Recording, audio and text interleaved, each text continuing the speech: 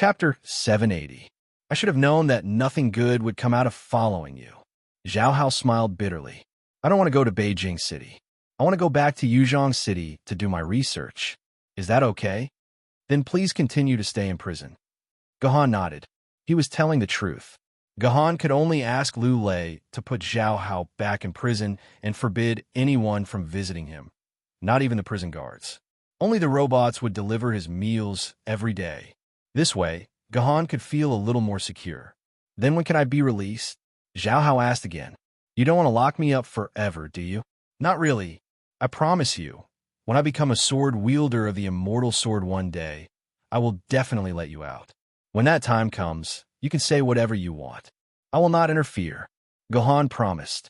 Then can I continue my research in prison? Zhao Hao tugged at his beard. Yes. Guhan readily agreed. This was easy to deal with. They could just directly lock Zhao Hao back in the original prison. The laboratory and the like were all ready-made. However, the prison had to be remodeled. At the very least, all the prison guards had to be replaced with robot prison guards. This way, he could ensure that no rumors about Zhao Hao would spread. A few hours later, Gahan returned to Yuzhong City again. Once again, he entered through the small door and disguised his appearance. Then, he stealthily contacted Lu Lei's personal terminal. Master, Guhan said respectfully, what do you want from me? I am busy and have no time to deal with your trivial matters. Although Lu Lei was unhappy, he took the initiative to ask, Kid, how are you doing in Beijing City? Are you living so comfortably that you have even forgotten about your master? After more than 10 days, there is no communication at all. I really wasted my time taking you as a disciple. Gahan did not complain about Lu Lei's contradictory words. He asked very straightforwardly, Master, do you have time to come out for a while? No. Lu Lei's answer was also very straightforward. There are a lot of trivial matters today. Your master's head is about to explode. Your master is an old man in his 80s. How could they withstand such torment? Besides, why do you want me to go out? Have you returned to Yuzhong City? Cough, cough. Master, your disciple is unfilial. Your disciple is now in the Starbucks tea house in Yuzhong City. Gahan said in a low voice. What did you say? You bastard. Master will be here soon. You better wait for me. How dare you come back? The other end of the communication was hung up with a bang. Hearing Lu Lei hang up the phone, Gahan calmly picked up an empty teacup from the side, picked up the teapot, and slowly filled the empty teacup. In less than 5 seconds, a void door opened beside Gahan, and Lu Lei directly teleported out from the void door. This made Gahan very envious, so the void door could actually be used at this time. You stinking brat, running back without a word, just what are you up to? Don't tell me you're trying to trick me like last time. Lu Lei said, unhappily. The mess that Gahan left behind before leaving Yuzhong City had not been cleaned up by Lu Lei until now. Master, please have some tea. Gahan handed the freshly filled teacup to Lu Lei. Lu Lei snorted coldly and directly drank the tea in the teacup. Your disciple wouldn't dare trick Master. Your disciple will return this person to Master. When Lu Lei finished drinking, Gahan pointed to Zhao Hao beside him and said, Tianri, it's actually you. Where the hell did you run off to? The entire Yuzhong City is going crazy looking for you. Lu Lei finally realized that Zhao Hao was also sitting next to Guhan. He roared in a loud voice. Lu Lei wasn't lying. Yesterday morning, his subordinates reported to him that Grandmaster Tianri, Zhao Hao, who was originally staying in Mount Tai prison, had disappeared. Along with Zhao Hao was the broken Zhongyan sword. Moreover, according to another prison report, Zhao Hao's prison laboratory showed signs of being used. After Zhao Hao left Mount Tai prison, he should have returned to that prison laboratory. Unfortunately, a day had passed, and there was still no trace of Zhao Hao. Losing the Zhongyan sword was not a big deal. Lu Lei didn't care about the broken sword maiden. What Lu Lei really cared about was Zhao Hao. As one of the 3 rare Grandmaster swordsmiths in Yuzhong City, losing one meant that Yuzhong City had lost 1/3 of its high-end blacksmithing ability. How could Lu Lei not be anxious? Master, don't be angry. Your disciple has returned Grandmaster Tianri to you. Guhan chuckled and handed over the Zhongyan sword. Master, look at this sword. This is the Zhongyan sword. She's been repaired. Lu Lei's eyes lit up. As the former sword pavilion master, Lu Lei naturally had all the information about the sword lady in his mind. Thus, he recognized that this was the ultimate sword that had caused all the trouble at first glance. That's right. It's been repaired completely. Even the sword's spirituality has been restored. This is an innate ancient sword maiden that can be synchronized at any time, Lu Lei said excitedly. He thought that he had completely lost the innate ancient sword maiden. He didn't expect it to appear in front of him in perfect condition again. Tianri, you didn't fix it, did you?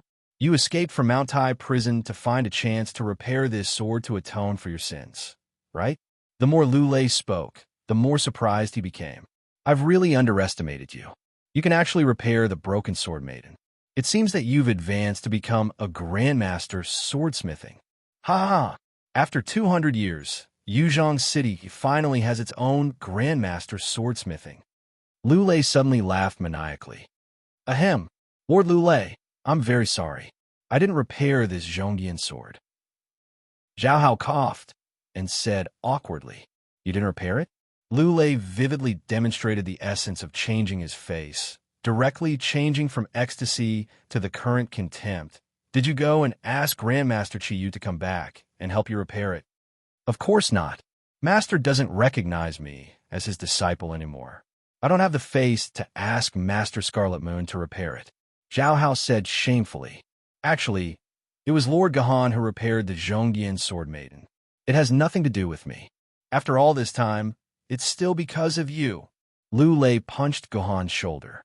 Tell me, what's going on? As long as you don't tell me that you've become a grandmaster swordsmithing, I can accept anything that happens to you. It's not a big deal. I just used the furnace of heaven and earth to repair the sword of Zhongyan. Guhan replied with his head lowered. After that, Guhan eagerly filled Lu Lei's teacup. Clang! The teacup in Lu Lei's hand fell to the ground, and hot tea splashed all over the table. What did you say you activated? Lu Lei slapped himself in the face. He could not accept Gahan's words. Lord Lu Lei, Lord Gahan, did activate the furnace of heaven and earth. I can testify to that, Zhao Hao said with a bitter smile. What's going on in here? I'll give you 5 minutes to explain everything clearly to me. Lu Lei heavily slammed the table and sternly reprimanded. 5 minutes was more than enough for Guhan to explain the situation in a simple manner. Gahan first sent Zhao Hao away, then told Lu Lei everything. He even told Lu Lei about the changes in the King of Yu and Fleeting Lina. After interacting with him for so many days, Gahan had a deep trust in his master. That was why Gahan did not hide anything from him. What the hell is going on? Lu Lei did not know how long it took for him to digest Gahan's words. He then said in disbelief, That means that you, who is only a famed sword rank, already have 6 sword maidens. Yes. Guhan nodded and waved his hand. The 6 sword ladies, Pure Poverty, Shi Shui, Heavenly Reliance, Do Yu, Ju Zi, and Qidian, were released from Guhan's scabbard one after another. They started arguing and complaining about why Guhan had kept them in the scabbard for so long. They were expressing their serious protests. This is my master. Hurry up and greet them. Guhan's face flashed with a trace of awkwardness, and immediately spoke to his 6 sword ladies. Greetings, master. Greetings, grandmaster. Greetings, senior. Greetings, master. All sorts of greetings came from the mouths of the 6 sword maidens. The first greeting and the last greeting were actually separated by 10 seconds. When Lu Lei heard it, it was as if a group of demons were dancing. Greetings! Greetings! However, Lu Lei did not have the time to care about this. Even though he was used to such a scene, he seemed to be at a loss. He acted like a father-in-law who had suddenly seen his 6 daughters-in-law. He was completely at a loss. Damn it, those who don't know might think that you have become Jindi. Lu Lei kicked Gahan. Tell me honestly, are you Jindi now? Master, I am a true famed sword rank sword wielder. I am honest with you. Gahan replied with his head lowered. How did you do it? How can you, a famed sword rank, have 6 sword maidens at the same time? Lu Lei felt that his worldview had been completely destroyed. If this news was made public, the worldview of the entire human world would be completely destroyed. A famed sword-rank sword wielder actually had 6 sword maidens. Could it be that a sword wielder, who is even more terrifying than Kinzu, was about to be born? I don't know either. I'm also at a loss right now. Gahan was telling the truth. Other than the reason for Doyu, Gahan was clear. This Shui, who had inexplicably become the starting point of his second famed sword-rank sword maiden and the second ancient sword-rank sword maiden, was something that Gahan really could not understand. Lu Lei suddenly moved closer to Gahan's ear and whispered, "Brat, have you ever heard of this saying?" "What?" Gahan was at a loss. "De Mei Xing, King Chuanpu," Lu Lei said, a common saying. Gahan knew this saying. This was a saying found in the ruins of Washington a few years ago. It seemed to be talking about the story of the penultimate president of the American Empire before the apocalypse, Trump. Legend had it that before he ascended to the throne, the entire American Empire was talking about this saying. I think this saying can be changed. You can call him that in the future. "Your Excellency, King Guhan," Lu Lei said with a straight face. Chapter 781. After resting in Yuzhong City for a day, Gahan left Yuzhong City with Song Hama once again. As for Zhao Hao, he left it to Lu Lei to deal with. As for how Lu Lei would deal with it, Gahan couldn't care less. Anyway, Lu Lei promised Gahan that Guhan's matters would never be leaked from Zhao Hao's mouth. With Lu Lei's tacit cooperation, it was much easier for Gahan to hide his ability. However, to be on the safe side, Gahan didn't return to his home in Mount Emperor. Instead, he stayed at Song Hama's house for a night. Qingpin, Doyu, and Tian caused a ruckus in Song Hama's house. It was said that after Song Hama's mother prepared Qingpin's dinner, she swore to God that she didn't want to touch any meat for a month. Therefore, Song Hama had to eat vegetables for a month. After that, it was the journey back to Yinjing City. It was still the author's water droplet flying car, but the people sitting in the car had changed a lot. Rina Takabin, who was originally a passenger and a guest, had become Gahan's sword lady. However, there was one more guest in the car, Song Hama. Compared to the honest Rina Takabin, Song Hama was very dishonest. He treated Gahan's water droplet flying car as his own playground. He constantly used his imagination to create all kinds of things. He had a lot of fun playing with it, as if the water droplet flying car had become his property. He didn't have the slightest awareness of being an outsider. For example, one of Song Hama's favorite things to do was to play music. He sat on the floor of the water droplet flying car and ordered a sofa to pop up from the ground under his butt. Therefore, Song Hama was bounced up to the ceiling by the sofa that suddenly appeared. It was as if he was playing on a trampoline. He was very happy. However, this little bit of fun was quickly forgotten by Song Hama, because Song Hama actually created something that surprised Guhan. Song Hama had materialized something that looked like a gambling machine in a game shop. However, the gameplay of this gambling machine was different from normal gambling machines. There was an entrance at the top of the gambling machine. Song Hama could put anything into the entrance, and the gambling machine would automatically evaluate the value of the item and give the corresponding game coins. Then, Song Hama could use game coins to draw a random prize, and rewards of varying value will be given out at the exit of the gambling machine. For example, when Song Hama threw her underwear into the machine, she pressed the button on the gambling machine and returned a sock to Song Hama. What made Song Hama unhappy was that he was the one who threw the sock in. Just as Song Hama was happily playing with the gambling machine, Gahan, who had been paying attention to the droplet flying car's radar, suddenly discovered an anomaly. According to the radar, there was a humanoid creature running at high speed about 32 kilometers away from the droplet flying car. The droplet flying car was not a hovercraft made by humans, so the radar only showed a humanoid creature but did not indicate whether it was a human or not. If it was a hovercraft made by humans, the radar would clearly indicate whether it was a human or Yuan Ko. However, the droplet flying car was made by a prehistoric civilization, and they did not have an enemy like Yuan Ko. Naturally, they would not deliberately find a way to clearly mark the difference between a human and a Yuan Ko on the radar. What made Gahan even more concerned was that behind this humanoid creature, there were two humanoid creatures with wings on their backs chasing it. Both sides were engaged in a battle of life and death. Speed up. Chase the humanoid creature. Gohan immediately ordered the droplet flying car through his mind. Regardless of whether the humanoid creature being chased was a human or not, the two winged guys behind it must be Yuan Ko. Moreover, it was the angel-type Yuan Ko that Gahan hated the most, Yuan Ko. The speed of the two pursuers was extremely fast, reaching a speed of around 150 kilometers per hour. For a humanoid creature to be able to reach such a speed, it was impossible. For a humanoid creature to be able to reach such a speed, then the two pursuers must be spirit sword level or above. Full pursuit. The speed of the droplet flying car suddenly increased by one level, reaching a speed of 400 kilometers per hour.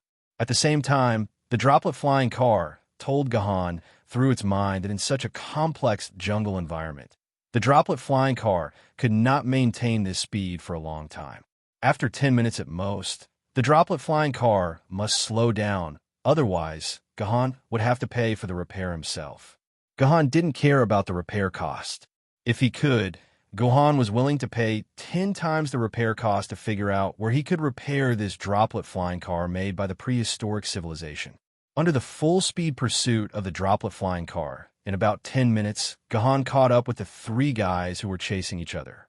Sure enough, there are three Yuan Kos. When Gahan saw the three people who were chasing, his heart slightly moved. The speed of the droplet flying car naturally slowed down, maintaining the same speed as the three Yuan Kos. It's actually two 8-winged angels.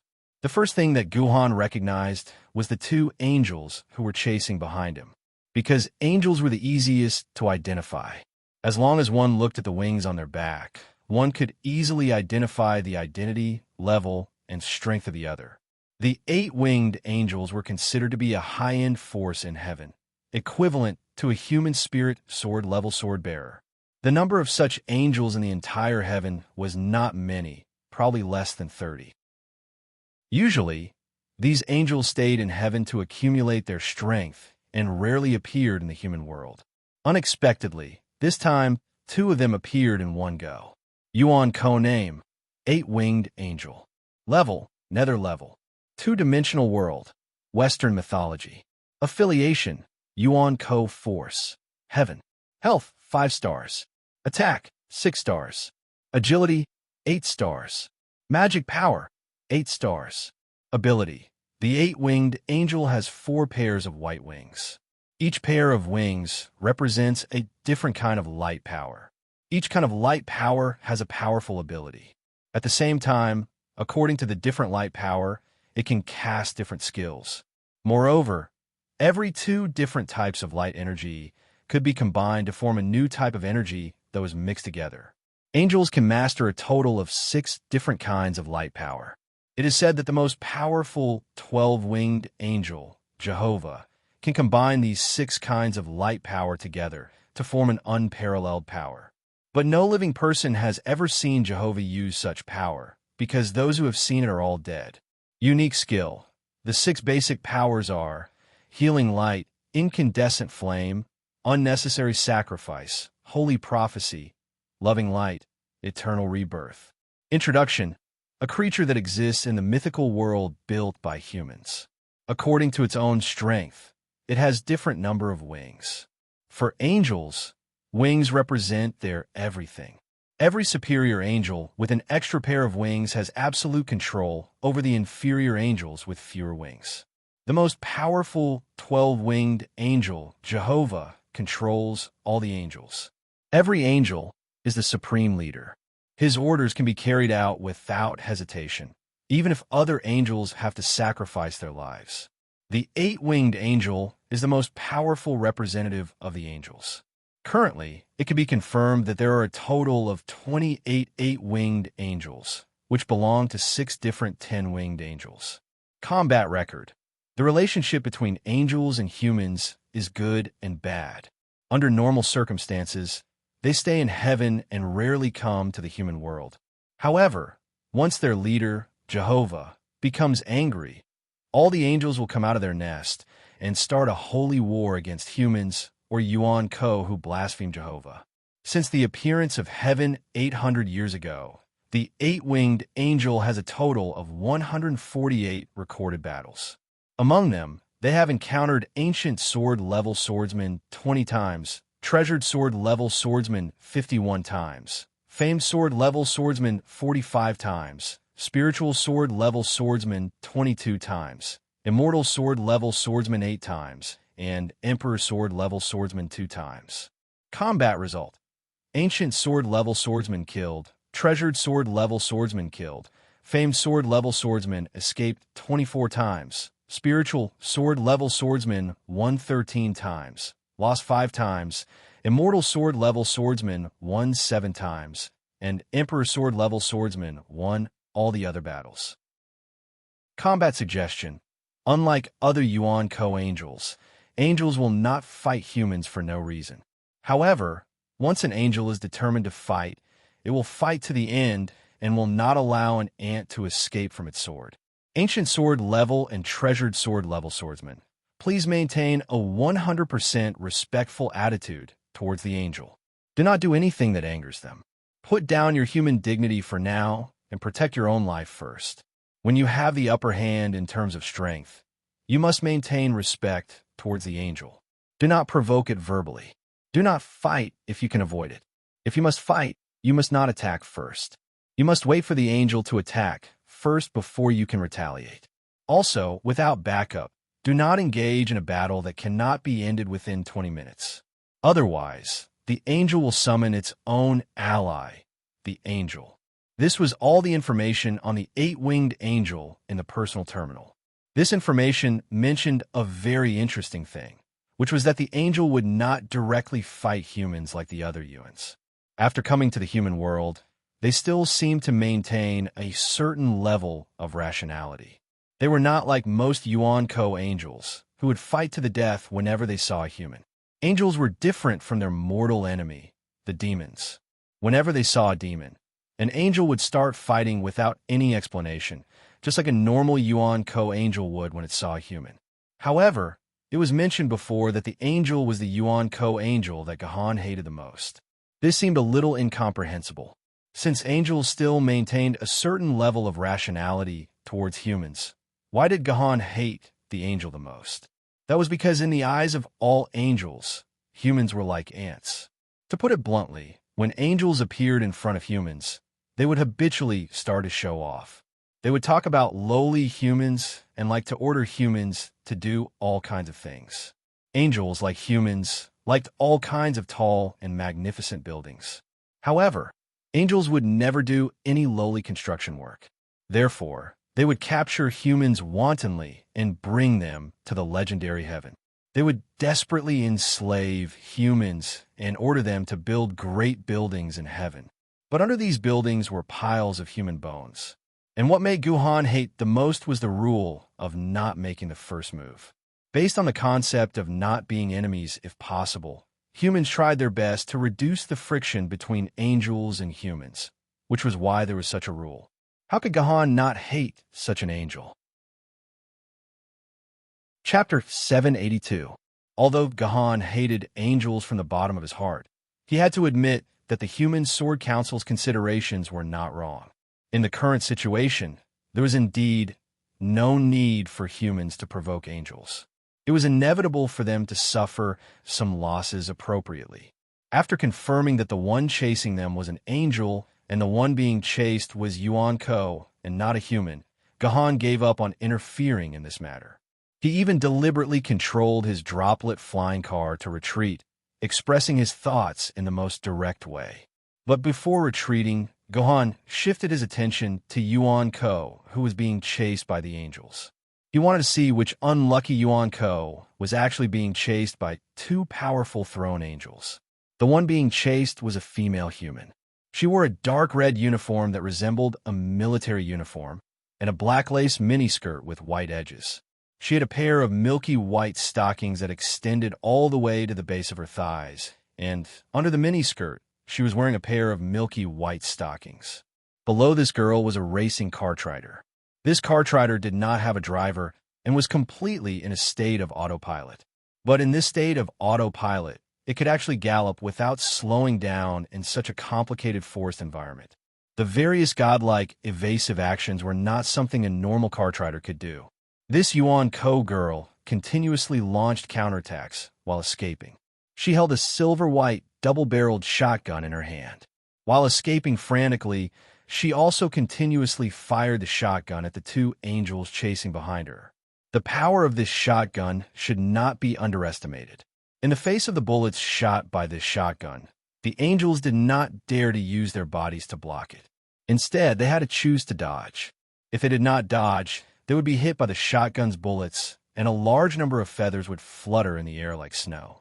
Why have I never seen this Yuan Ko before? After seeing the appearance of this female Yuan Ko clearly, Gahan could not help but feel a little puzzled. Gahan believed that although he did not have a deep understanding of Yuan Ko, he had done quite a bit of research. Moreover, the humanoid Yuan Ko was the focus of Gahan's attention. As long as he saw Yuan Ko's appearance clearly, Gahan could more or less guess the origin of Yuan Ko. But this girl Yuan Ko had no impression in Gahan's mind at all. It was as if she had never appeared in this world. Prompt: apologies, the database cannot find Yuan Ko's information. You could try to connect to the quantum communication network and search for information in the network database. Prompt: you may have discovered a new Yuan Ko. This Yuan Ko's information is 0. If conditions permit, I hope you can record this Yuan Ko information and upload it to the database. A new Yuan Ko, Gahan muttered to himself. It seemed that this female Yuan Ko was the Yuan Ko who had recently entered the human world through the dimensional rift. Fortunately, he had encountered her, so there was no information about her in the database. However, there was something that Gahan could not understand. If this girl Yuan Ko had recently entered the human world, why was this angel chasing after this Yuan Ko? Logically, there should not be any hatred between them. Never mind, it's just a dogfight. Let's go. Although he was a little curious about this new Yuan Ko, due to her identity as an angel, Gahan still decided to leave this place. He did not want this group of crazy angels to suddenly take things too hard and run over to find trouble with him and start some holy war with him. However, in this world, what one feared would happen. When Gahan decided to leave, one of the 8-winged angels twisted its wings and suddenly changed directions, chasing after Gahan's droplet flying car. You're the one who provoked me. Actually, Gahan could choose to let the droplet flying car accelerate. This way, the 8-winged angel would not be able to catch up to Gahan. However, Gahan did not choose to accelerate. Instead, he let the droplet flying car maintain a constant speed and quietly waited for this angel to catch up. Lowly human, your car has been requisitioned by us. This angel opened its mouth and wanted to commandeer Gahan's droplet flying car. Obviously, the two 8-winged angels felt that the speeding Cartrider was extremely troublesome. Thus, they decided to commandeer Gahan's droplet flying car and use the machine's power to chase after this damned woman. What if I refuse? Gahan's voice buzzed from inside the car. Lowly human has no right to refuse. The throne angel said coldly, pointing the radiant longsword at the driver's seat. If you refuse me, you will choose death.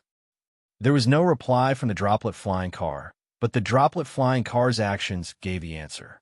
The droplet flying car began to accelerate as though it was trying to escape from this throne angel's sword.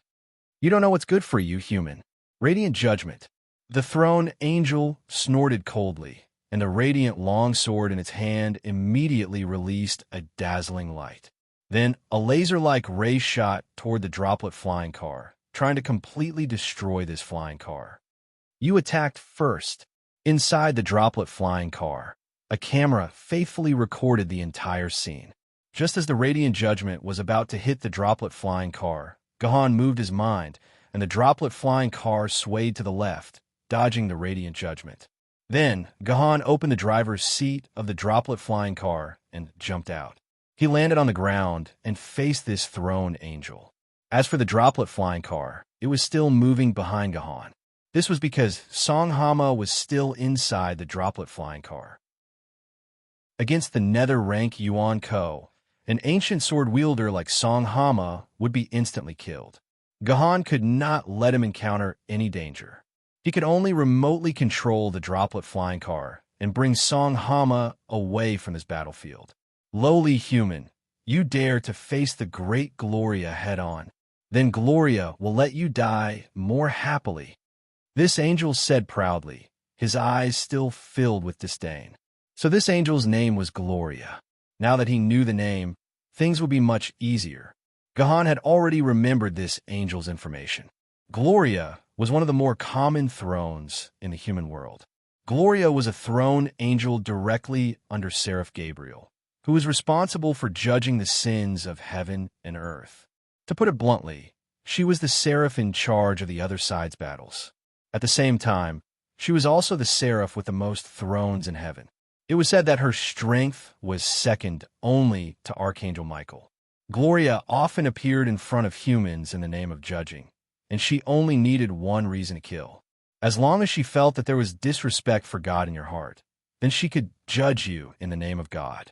Many humans had died in Gloria's hands, including Yuan Ko's and sword wielders. 10% of the throne's kills were contributed by Gloria. However, Gloria was also very clever. Once there was a human around her who was stronger than her, she would hold back her killing intent and only attack when the human was alone.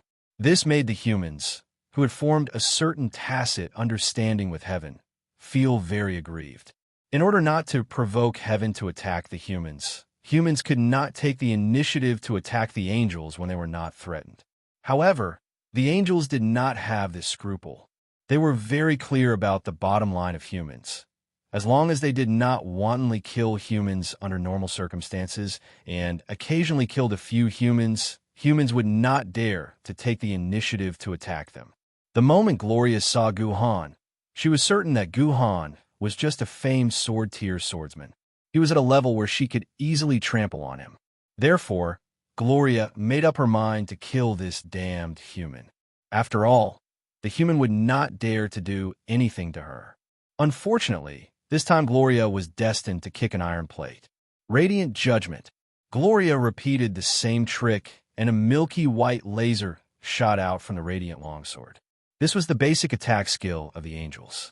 Once hit by the white light, they would inevitably suffer a lot of damage. Child's play. Gahan's body gently moved to the side to avoid the light. With a light kick of his legs, his whole body stuck to Gloria's side. When Gloria reacted, Gahan was less than half a meter away from Gloria.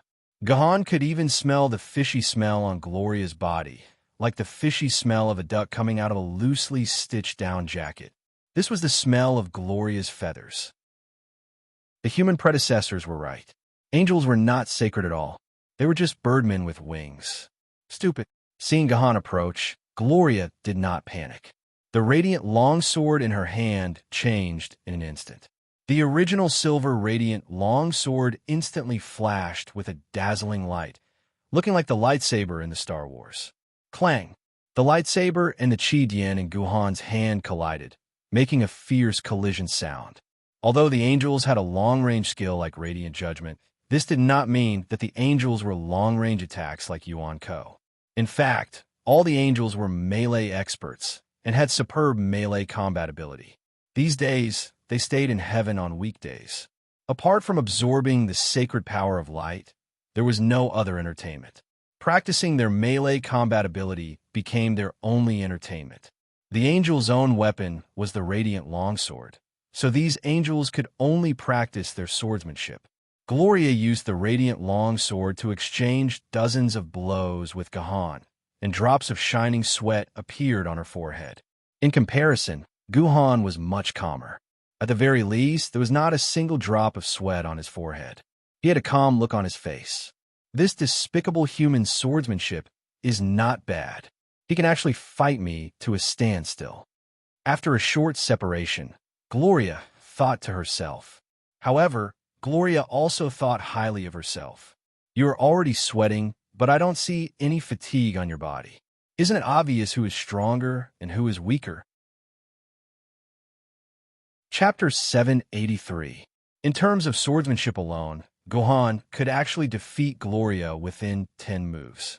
However, Gohan forcefully dragged the fight to more than 30 moves. His goal was to see where the limits of Gloria's swordsmanship were and to thoroughly understand the swordsmanship foundation of the angel species, Yuan Ko. After dozens of moves, Gohan had already thoroughly understood the swordsmanship routine of the angel species. Or at least, he had thoroughly understood Goliath's swordsmanship routine. The physique of the angel was very good, and his sword was steady and powerful, or rather, it had reached a terrifying degree of stability. The curve of each sword was almost at the nanometer level. This was something that Gohan could not achieve unless he used the green lotus white root body. Obviously, the swordsmanship of these angels was the result of years of training. Only by persevering and constantly practicing could one's swordsmanship reach such an astonishing degree of stability. However, this stability was both the advantage of the angels' swordsmanship and their fatal weakness. To a certain extent, stability meant immutability. Their swordsmanship routine was indeed very exquisite.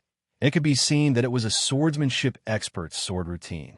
However, no matter how perfect a swordsmanship routine was, when the person using it couldn't use it flexibly and could only use the sword moves rigidly, facing a true swordsman, there was no doubt that he would lose. Is this the embodiment of the angel's character?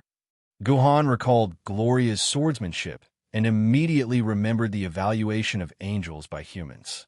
In human records, angels were always associated with inflexible, dogmatic, and stubborn conservatives.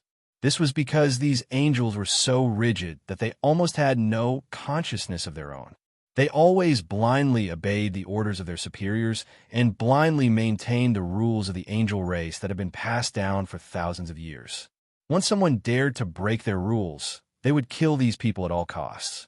This characteristic allowed the angels to have both glorious and tragic moments in the more than 800 years of their existence.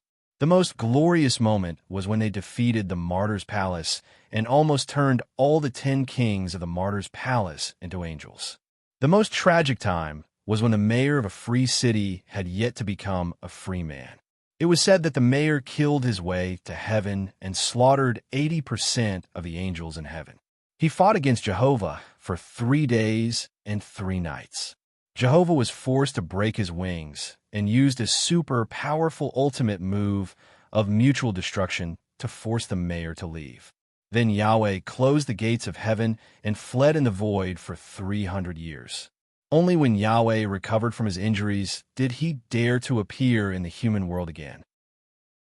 In fact, before becoming a free man, the mayor of the free city was not a warlike person and had no grudges with heaven. It was just that it was said that the mayor lived a destitute life for a period of time. Occasionally, an angel would fly past in the sky and drop 5 or 6 feathers. The mayor would arrange these feathers and make a goose feather fan. This was an insignificant matter. Your feathers fell. So what if others used them to make a goose feff of your feathers? But this made the angel feel like he had suffered a fatal insult. How could his feathers be made into a fan? This was simply a great humiliation. So the angel was prepared to kill the mayor. In the end, he failed to show off and was killed instead. His feathers were plucked clean and thrown into a cesspool. This caused the entire heaven to go into a frenzy. At that time, heaven had just arrived in the human world from their original world. They were at their strongest and most domineering. How could they endure such humiliation? At first, it was just a few 2-winged angels who took revenge. Later, when the 2-winged angels couldn't beat the 4-winged angels, and when the 4-winged angels couldn't beat the 6-winged angels, finally, under the leadership of the 10-winged seraph Raphael, they took revenge on the mayor. It must be said that the mayor had a good temper. Even after being provoked, he didn't have the thought of going to heaven to take revenge. After defeating Raphael in an instant, he took the initiative to apologize to heaven and express that he hoped the matter would end like that. Anyone with a little bit of political wisdom would know that such a powerful guy, even if he couldn't be a friend, he definitely couldn't be an enemy.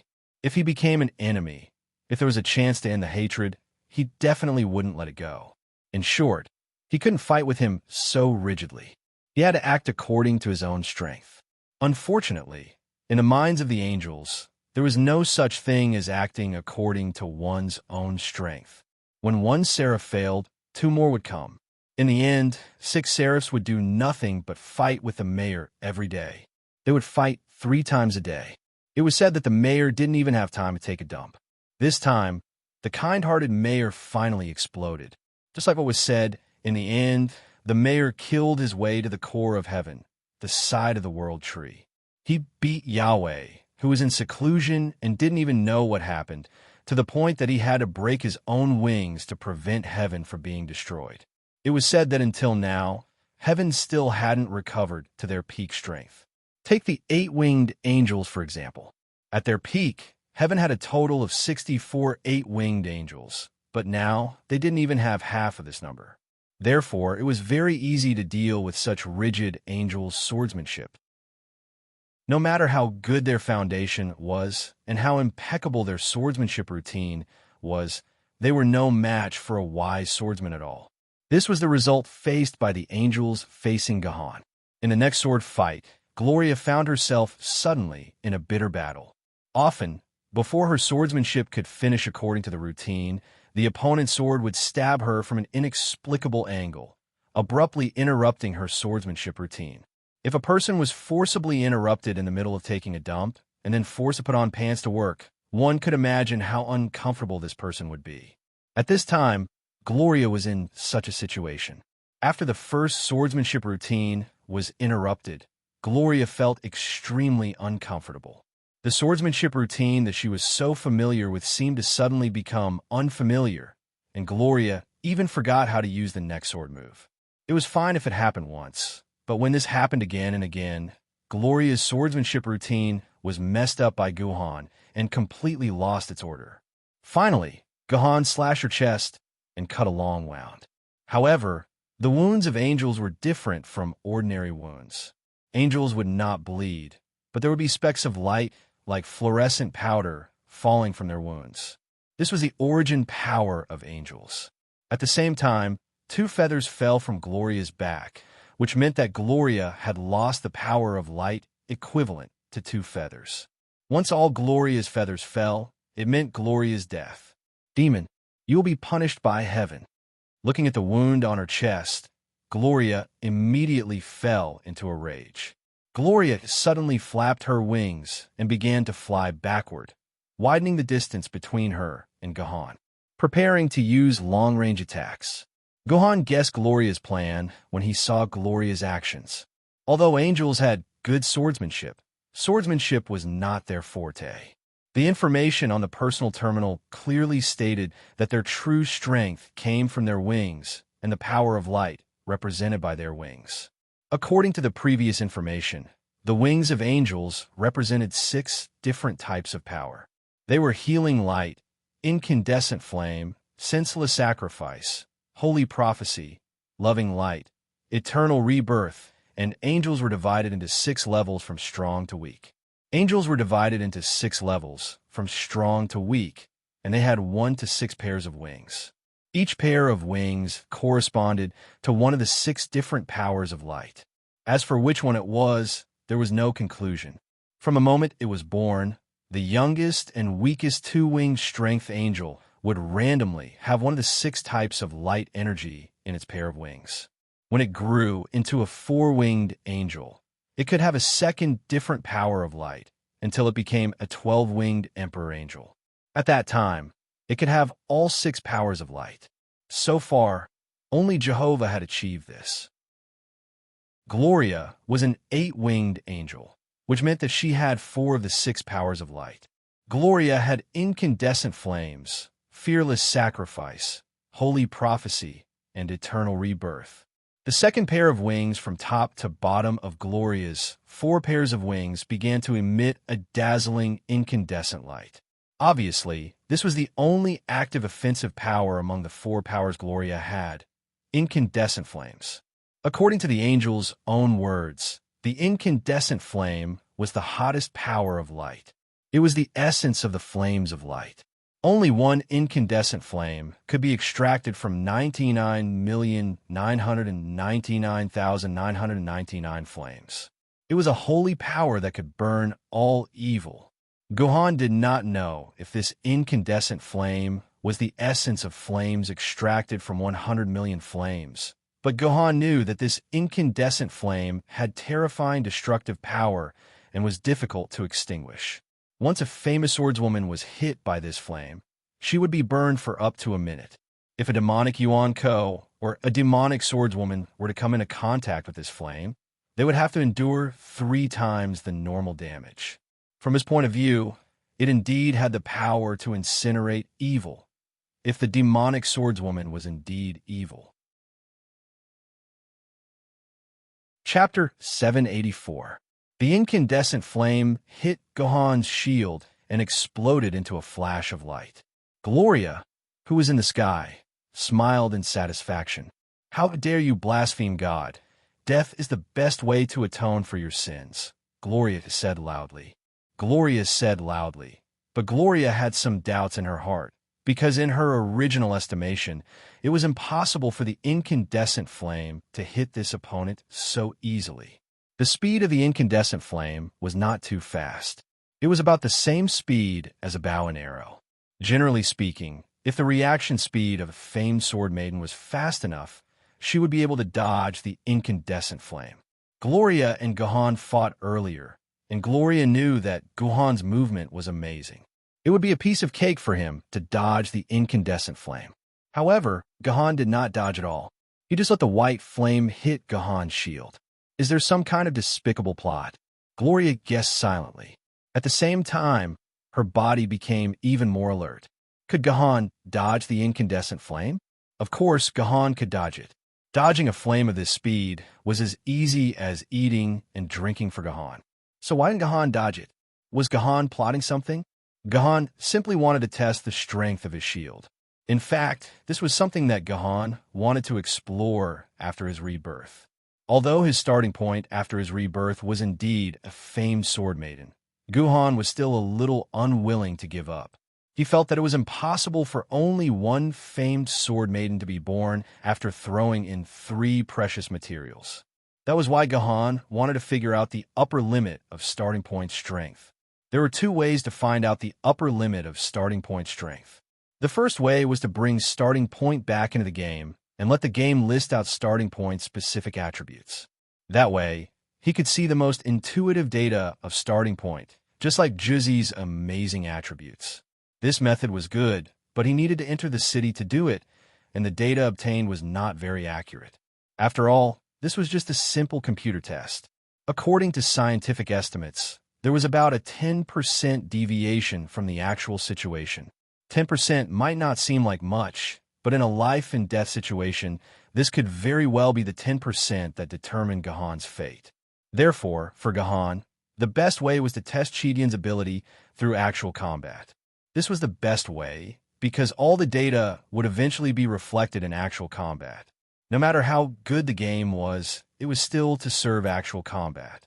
Therefore, Gohan did not dodge or evade and took Gloria's incandescent flame head-on. The reason why he chose to take Gloria's incandescent flame head-on was that Gloria, an angel, was already known to humans. Humans also had detailed data on her specific strength. In addition, the power of the incandescent flame was relatively fixed, so Gohan could roughly calculate how much damage the incandescent flame could cause, and then calculate how thick starting point's personal shield could be.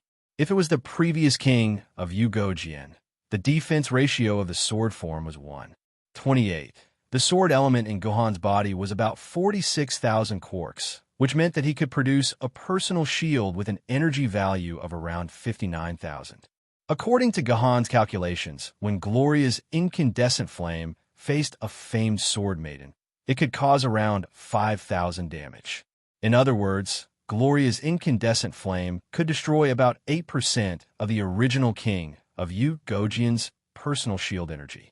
Is it really okay for an 8-wing ultimate move to deal this little damage?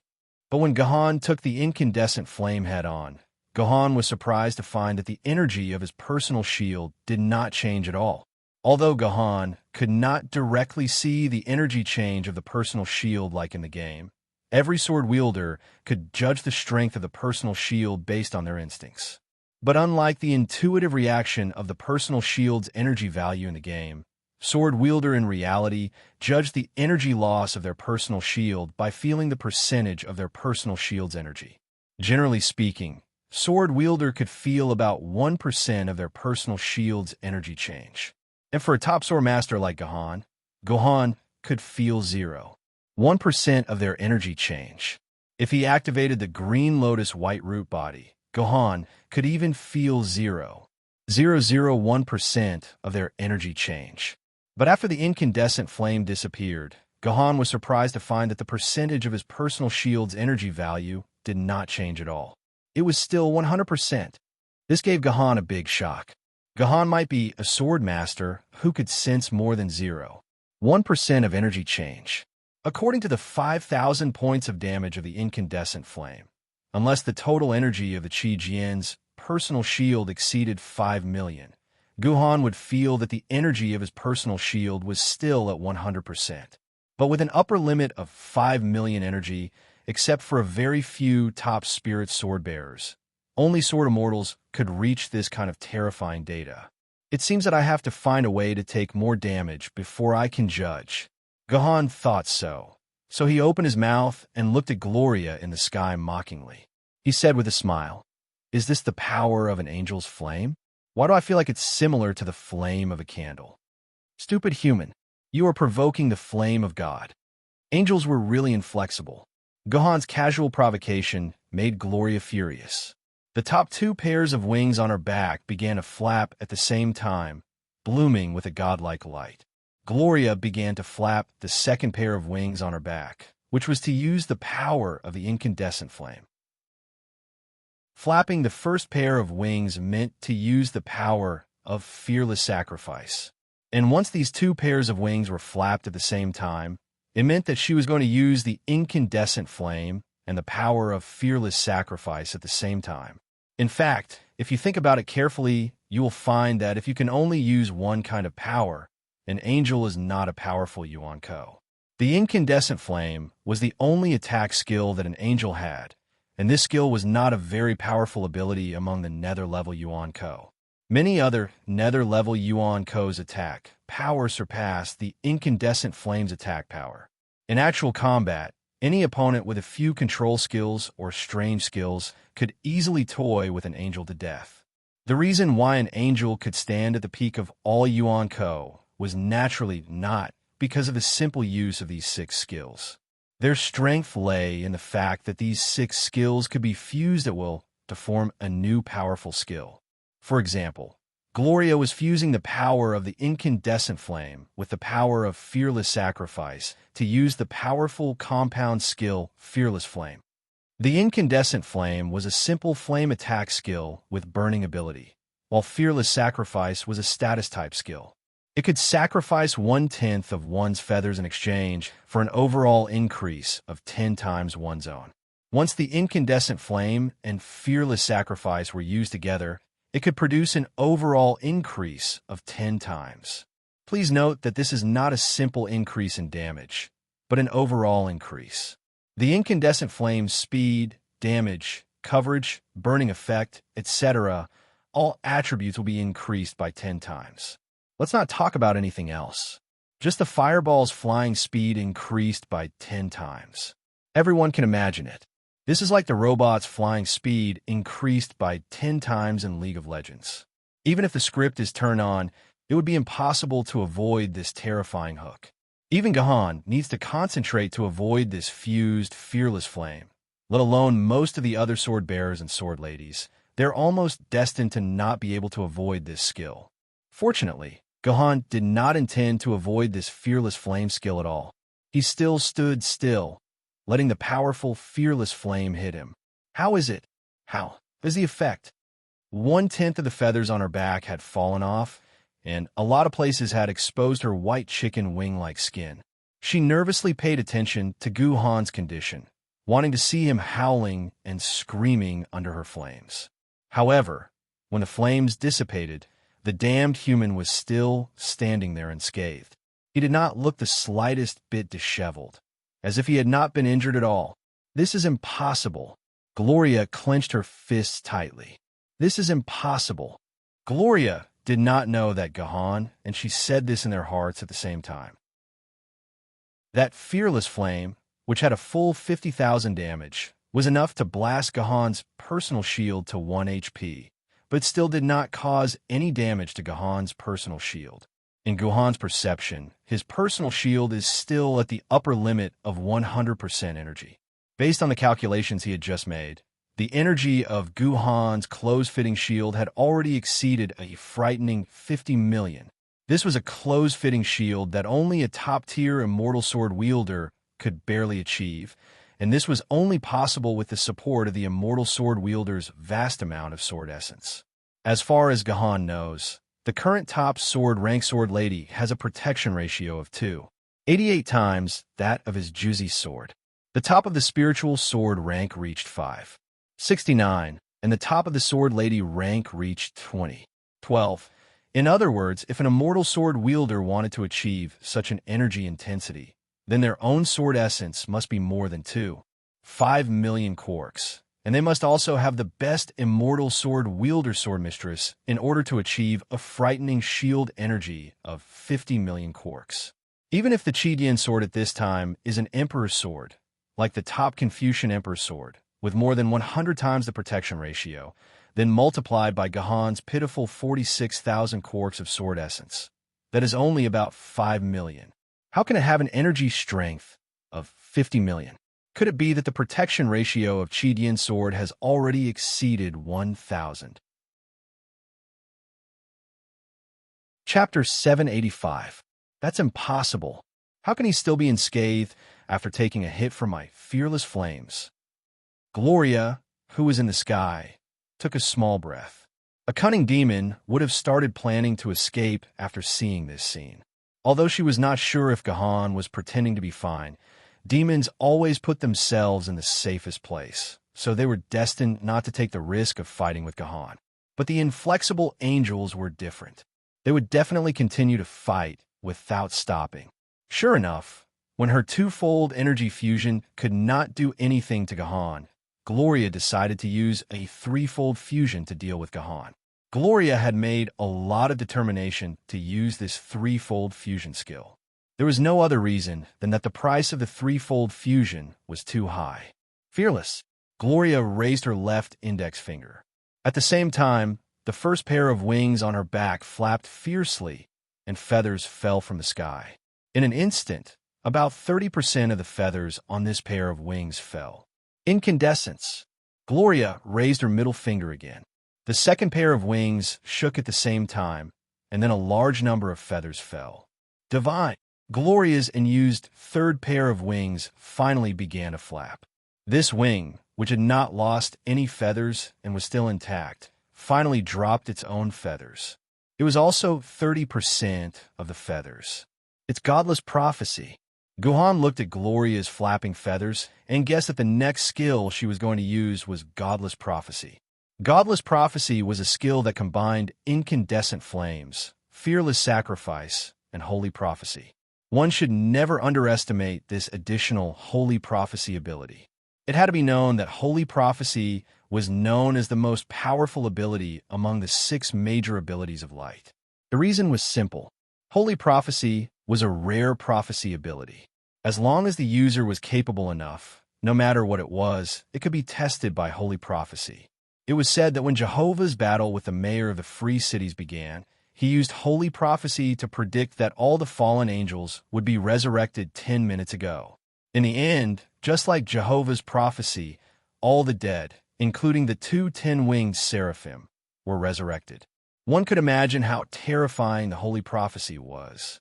But what made Jehovah depressed was that it was precisely because of his prophecy that all his angels would be resurrected that Jehovah lost a large amount of light power. He was already at a disadvantage at the beginning of the battle.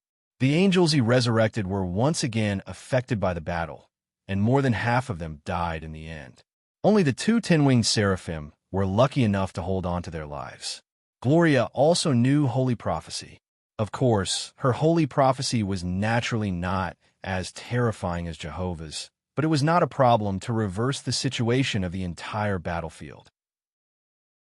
Great God, Heavenly Father, Supreme Walker on earth, your humble servant, the eight-winged angel Gria, requests to borrow your supreme divine power to see the future of this ant. Gria suddenly knelt towards the position of heaven and began to pray devoutly. Immediately after, the clouds in the sky automatically parted, and a ray of holy light descended from the sky and shone on Gahan. Great God prophesies that this humble human will suffer 100 times the damage. Gria originally wanted to prophesy that Gohan's defense would be weakened by 100 times so that her fearless fireball could cause 100 times the damage. But before Gria could speak, she felt that her wings were extremely heavy, as if they were going to break in the next moment. Thus, Gria could only decisively give up on the hundredfold prophecy. Because once Gloria's wings felt like they were about to break, it meant that Gloria's strength wasn't enough to fulfill her prophecy. If she wanted to forcefully make a prophecy, then Gloria's only choice was to break her wings. Great God prophesies that this humble human will suffer 10 times the damage. Gria had no choice but to change the hundredfold damage to 10 times the damage. But what annoyed her was that even if it was only a tenfold prophecy, it was still unbearable for Gria, and her wings still looked like they were about to break. 5 times, 3 times, 2 times, Gria experimented again, and sadly found that she could only make the damned enemy suffer twice the damage at most. She might as well not use the divine prophecy. Since the original effect was to leave the enemy unscathed, what was the use of doubling the effect? Just the light power needed to release the divine prophecy was enough for Gria to use 7 or 8 fearless flames. Wait, why do I have to make him suffer several times the damage? Gria's expression suddenly changed, and she suddenly revealed a strange smile. Great God prophesies that this humble human will become a pure-blooded, dark demonkin royal family. As soon as Gria's voice fell, the pure white light enveloping Gahan's head instantly turned blood red, and Gahan's body underwent a strange change in an instant. His originally yellow skin turned blood red black, and the teeth in his mouth suddenly grew longer, turning into 2 sharp fangs. 2 long horns grew out of his head, and there were suddenly some strange runes drawn on his face. The little Gahan on his lower body also suddenly grew several sizes, and then a second little Gohan actually split. Of course, this is not the point. We can ignore it.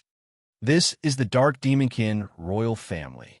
Gohan could not help but be stunned when he saw the changes in his body. He did not expect this Gria to suddenly have a whim and turn him into the Dark Demonkin royal family. Gohan had to admit that this seemingly rigid angel actually had times when she was smart. Humans had only had 1 or 2 chances to encounter the extreme dark royalty, so there was not much information about the extreme dark royalty. However, the following points could be confirmed. First, the Dark Devil royal family was the darling of darkness, and their use of dark magic was extremely powerful. They were very powerful enemies. Second, the Dark Devil royal family and angels were absolute enemies, and both sides had attributes that restrained each other. Ordinary demons could cause 3 times the damage when attacking angels, and angels could also cause 3 times the damage when attacking demons. However, the Dark Devil royal family would cause 20 times the damage when attacking angels. Similarly, angels would also cause 20 times the damage when attacking the Dark Devil royal family. This was why Gloria wanted to turn Gahan into a Dark Devil royal family. It was because her attacks could cause 20 times the damage to the Dark Devil royal family, which was 10 times more than the 2 times damage that Gahan had to bear. This seemed a little unscientific because this prophecy directly made Gahan change his race. No matter how you looked at it, this prophecy required more power of light. However, prophecy was actually a method of equivalent exchange. After Gahan became a dark demonic royal family member, his strength did not change much. This meant that Gria did not have to pay much of a price, so it was easier for her to succeed. Although Gloria also had to bear the risk of 20 times the damage, Gloria found that no matter how she attacked just now, Gahan did not seem to have any intention of resisting. Although she did not know what Gahan was planning, Gloria guessed that Gahan would still bide his time, so she simply took the risk. In fact, there was another reason. Gahan could not fly, but Gloria could. Gahan's sword could not hit Gloria's head. In summary, Gloria was relieved to prophesy that Gahan would become a dark devil royal family. Then she watched confidently as she attacked Gahan with an incandescent fireball that was 10 times stronger. Chapter 786. Gloria looked nervously at Gahan under her. In fact, Gloria did not expect to be able to kill Gahan with a single blow. She only hoped that she could hurt Gahan with the physique of a dark demon royal who had withstood 20 times the damage. Otherwise, it would be too terrifying if she could not hurt him no matter what kind of attack she threw at him. When the light dissipated, Gloria's face was as stiff as a zombie's. Even though he had suffered 20 times the damage, Gahan was still unscathed and did not look injured at all. Should I run away? This thought suddenly popped up in Gloria's mind, but she quickly threw it to the back of her mind. As a servant of the supreme God, the purest and noblest 8-winged angel in the world, how could she, Gloria, run away? On the other side, a look of understanding appeared on Gahan's face, because Gahan finally figured out what was going on with his personal shield. Previously, Gahan had been paying attention to the changes in the energy value of his personal shield, but did not pay attention to the changes in the sword essence in his body. After withstanding such a powerful blow, Gahan could finally clearly feel that the sword essence in his body had changed at least 0.5% of the sword essence in Gahan's body had disappeared. Gahan had 46,000 quarks of sword essence, and this 0.5% was about 230 quarks of sword essence. Because he had lost hundreds of quarks of sword essence at once, Gahan could clearly feel the changes in the sword essence in his body. Moreover, the attack just now had only cost him 10 or even a single-digit amount of sword essence.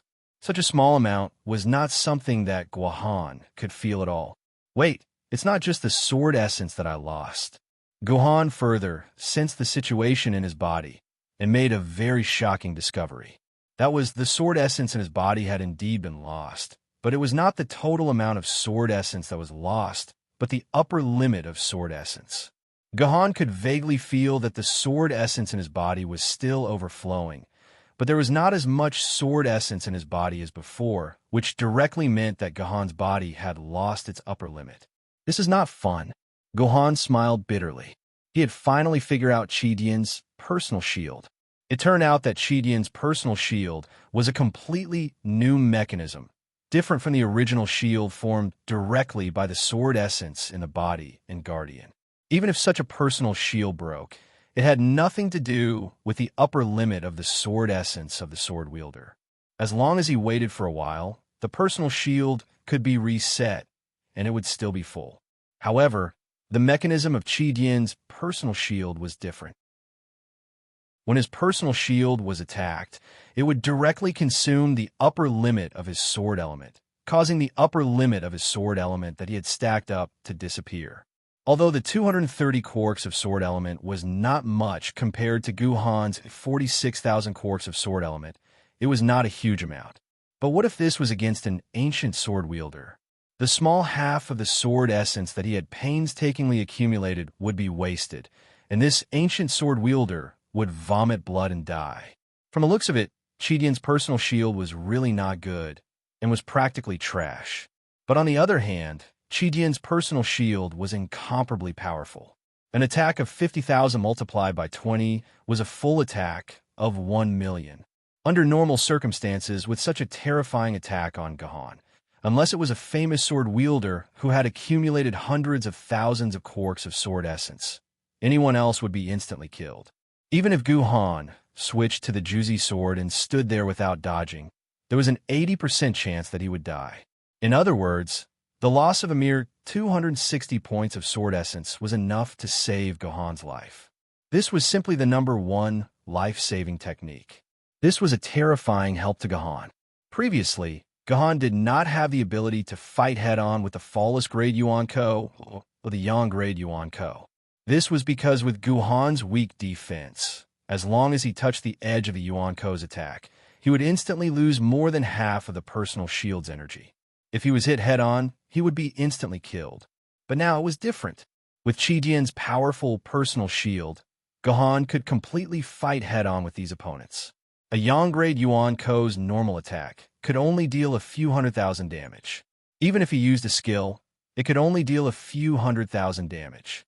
Only when he used a powerful technique could he deal more than 1,000,000 damage. However, such a technique could not be used frequently. Using it more than 10 to 20 times in a battle was already a miracle. When these techniques hit Gohan's body, they would only lose a few thousand quarks of sword essence. With Gohan's 46,000 sword essence limit, Gohan was confident that he could fight 3 Yang-grade Yuan-Ko at the same time. This was a terrifying ability.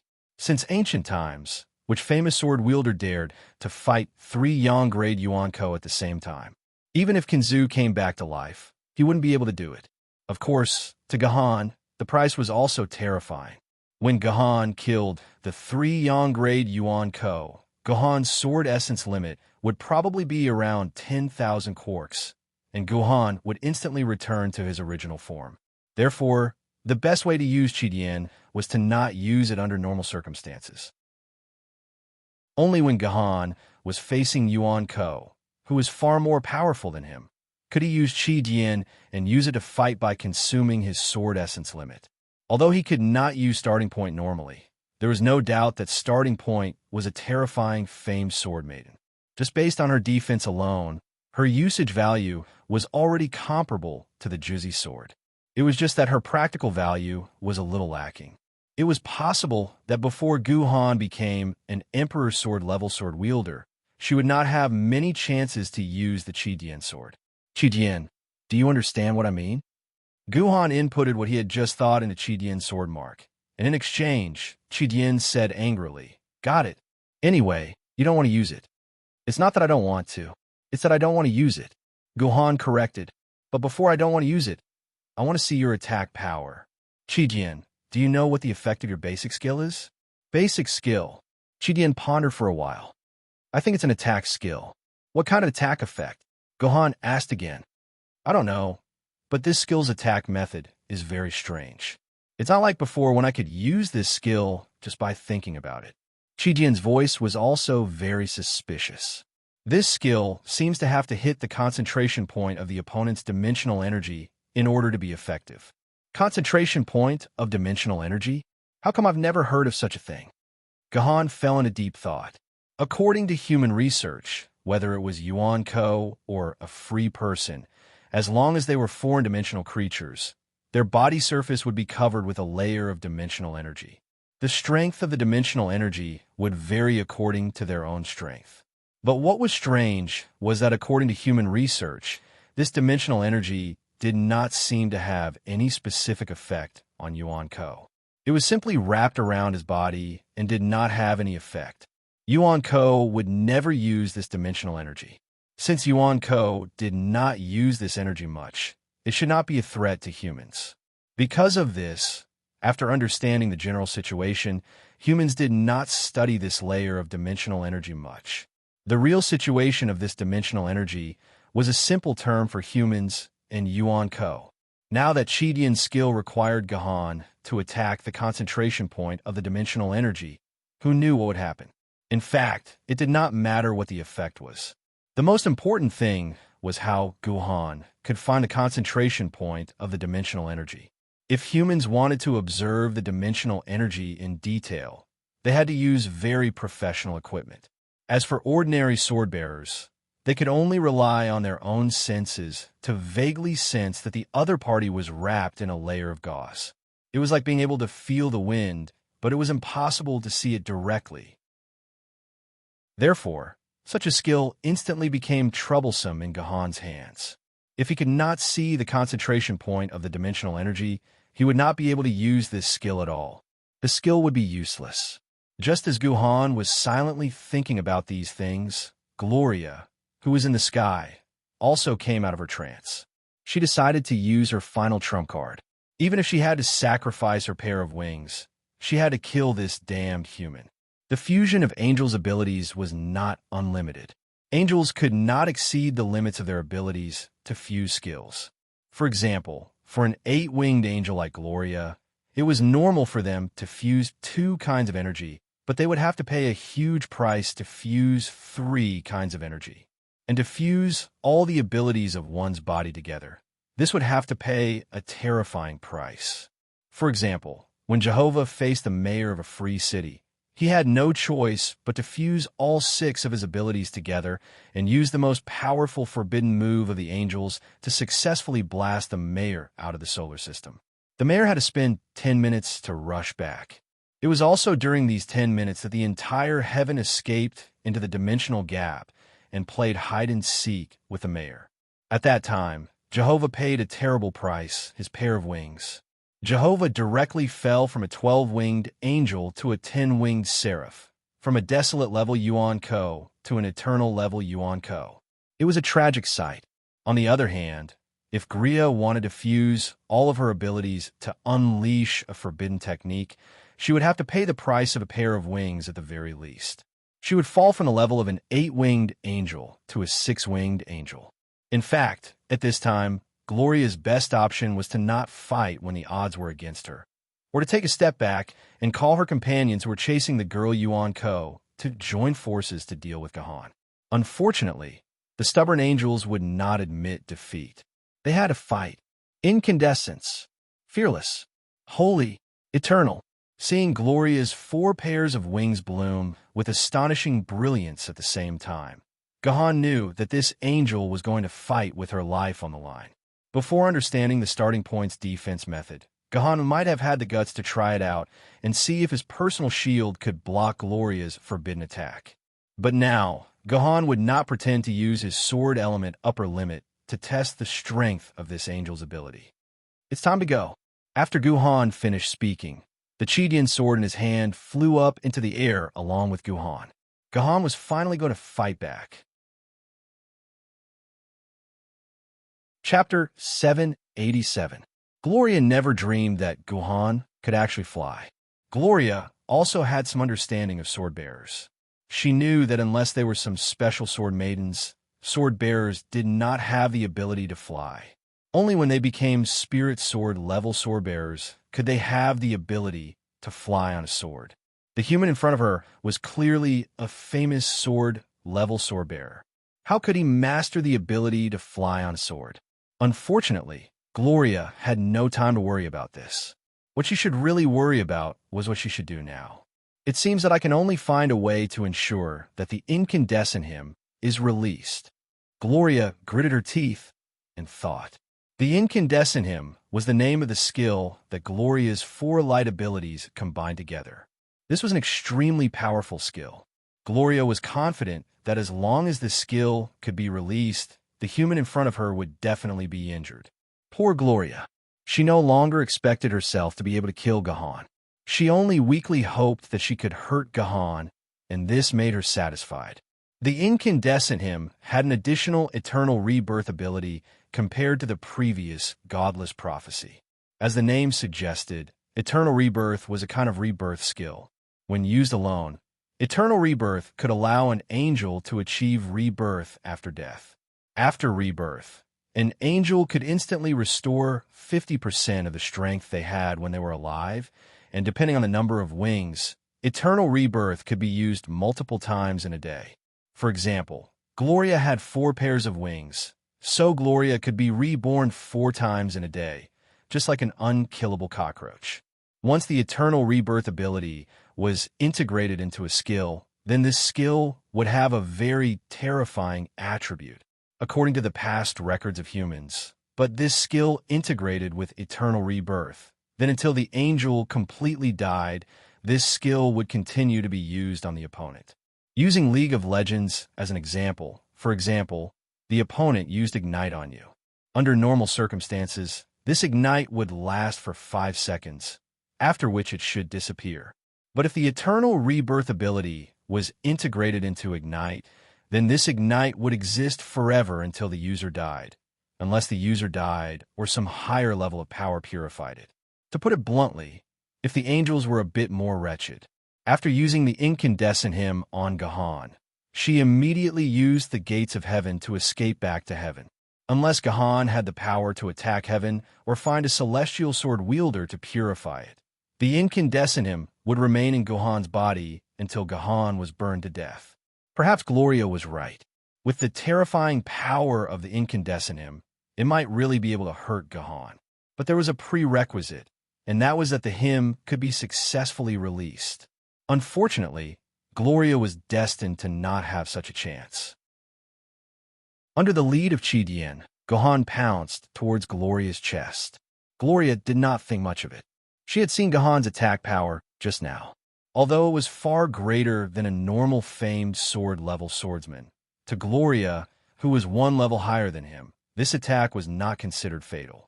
Gloria told herself that as long as she endured a few attacks from Gahan until the incandescent hymn was released, then it would be time for Gahan to die. That would be the time when Gahan would die without a burial, and she would immediately open the gate of heaven and escape back to heaven, quietly waiting for Gahan to die. By the way, Gates of Heaven was a general skill that could only be used by 6-winged angels. It only had one effect, and that was to allow angels to quickly return to heaven through the Gates of Heaven. Just like the return spell, it was convenient and fast, and there was no channeling time. It could be cast almost instantaneously. Gloria's idea was beautiful, but she seemed to have forgotten a very important thing. Gloria had just turned Gahan into a dark demonkin royal. When Gahan could not attack Gloria, this physique attribute naturally made Gahan Gloria's little submissive. But once Gahan began to counterattack, this physique also became Gloria's fatal talisman. Therefore, when the cold Qi sword stabbed into Goliath's chest, the blade slightly trembled, and a huge wound from the neck to the abdomen appeared on Goliath's chest. This wound almost occupied half of Goliath's chest, and countless specks of starlight gushed out from Goliath's wound. Gloria looked in Gahan's direction in disbelief, because a dimensional vortex was slowly forming beside Gahan. God said, before Gloria could finish speaking, she was swallowed by the dimensional vortex. Gahan also put the hilt of the Qidian sword into the dimensional vortex. After eating the nether rank Yuan Ko, it could at least provide thousands of quarks of sword essence. Not only could it make up for the 230 quarks of sword essence that Gahan had lost, but it could also make up for a lot of it. So powerful. When did I become so powerful? In Gahan's purple palace, Qi said proudly. She had actually killed a nether rank Yuan Ko with one strike. This was something that Qi had never encountered when it was the king of Yu. But thinking about it, it was not like it had never happened before. Back when Kinzu became an immortal sword wielder, he often used the king of Yu's Gojin sword to kill various nether and meteor rank Yuan Ko. However, there was a prerequisite, and that was that the sword ancestor had to be an immortal sword-level sword wielder. Even a fleeting calendar could not do such a thing when he was a famed sword wielder. What's so powerful about it? Did you really think you could kill this angel? Gahan said with a strange expression. Despicable person, what do you mean? Qi was not happy. Didn't I just slash down and kill that angel in an instant? The dimensional vortex is the best evidence. It proves that this angel died with one strike. No, Gahan shook his head. Don't forget, the dimensional vortex will only absorb Yuan Ko's corpse. It will only appear after Yuan Ko is completely dead. But when that angel was sucked into the dimensional vortex, she was still shouting Yahweh's name. Have you seen Yuan Ko's corpse that was sucked into the dimensional vortex still talk? This angel has the ability to be reborn forever. Even if you kill her with one strike, she can be resurrected again. You have to insta-kill her 4 times before you can truly kill her. How can a single strike cause a dimensional vortex to appear? What do you mean? Why do I have a creepy feeling in my heart? Could it be that this angel didn't die after being sucked into the dimensional vortex? She still wants to seek revenge? Jian said in disbelief. The dimensional vortex's rules have been maintained for a full 1,000 years without changing. Only after Yuan Ko is completely dead will the dimensional vortex appear. Gohan said solemnly, so I suspect that this dimensional vortex isn't a real dimensional vortex. Or rather, it's not a dimensional vortex that came to clean up after Yuan Ko's death. This dimensional vortex was summoned by itself. Gohan said resolutely. When I stabbed the angel, the entire blade was a few centimeters away from her body, but the blade couldn't resist and trembled, as if it cut a node of the airflow. Gohan's expression was solemn. With my level of swordsmanship, even if there's a piece of steel blocking in front of me, I can still cut through it without the slightest tremble. But in the face of a node of the airflow, my sword actually trembled. In terms of hardness, the strength of this node is probably 10 times stronger than ordinary steel. What are you trying to say? You despicable person, don't talk in riddles with me. Jian said with dissatisfaction. Jian, do you remember what you said to me just now? You said that your basic skill must attack the point of the dimensional energy on the surface of Yuan Ko's body to be effective. Gohan suddenly changed the topic. Yes, I said that, but what does that mean? Before Jian finished speaking, he was silent for a while. Are you trying to tell me that the node of the airflow that made your sword tremble is the point of the dimensional energy I was talking about? It's rare for you to be smart. Gohan smiled. The point of the dimensional energy and the dimensional vortex, these two terms put together, I can't help but let my imagination run wild. What do you mean? This dimensional vortex was actually summoned by me. My basic skill can forcibly summon a dimensional vortex? Jian's voice was filled with disbelief. Since ancient times, the dimensional vortex would only appear after the death of Yuan Ko. In this world, there was no sword lady or Yuan Ko who could use their own skill to summon a dimensional vortex. If Gohan's guess was right, then Jian's skill was probably the only one in the world. This is not impossible. Don't forget the existence of the creation divinity. This creation divinity once pulled Kinzu into the dimensional vortex, a terrifying item that entered another dimension world. It is not rare for it to be able to give you the ability to open the dimensional vortex. Gohan's words made Jian speechless. Is this skill powerful? After a while, Jian asked bashfully. After accepting this setting, Jian inevitably began to care about the power of his skill. It's more than powerful. At this point, Gohan's sword trembled uncontrollably. If this skill is real, even if the desolate level Yuan Ko is in front of me, I can open his dimensional vortex. As long as I can find the point of his dimensional energy, I can open his dimensional vortex and send him back to his original world. Don't you think it's powerful? It's more than powerful. I can instantly kill a desolate level Yuan Shan with just a basic skill. Jian's whole body was about to go limp. Chapter 788. You can die now, you blasphemous sinner. The other angel who was chasing the girl Yuan Ko had successfully chopped the cart rider under the girl's feet into pieces. It was impossible for the girl Yuan Ko to escape the 8-winged angel's pursuit with just her 2 white silk thighs. Just as the young lady was about to fight to the death, the angel in front of her suddenly stopped in her tracks. She frowned and seemed to be listening to something. Then, in an instant, the angel's expression changed greatly, and her entire body suddenly changed from an offensive stance to a defensive stance. Hurry up and return to Mountain Paradise. Immediately inform the great God that the Son of Dimension has arrived. Ah, this was Gloria's voice. On the other end of the voice, Gloria seemed to be in an extremely dangerous situation. Under normal circumstances, in the face of such a situation, the 8-winged angel would never sit idly by and watch her comrades fall into a desperate situation. She would definitely do her best to save her comrades, even if it meant sacrificing her own life. Just like when she faced the mayor, it was the angel's tireless and unrelenting revenge that finally angered the mayor. But this time it was different.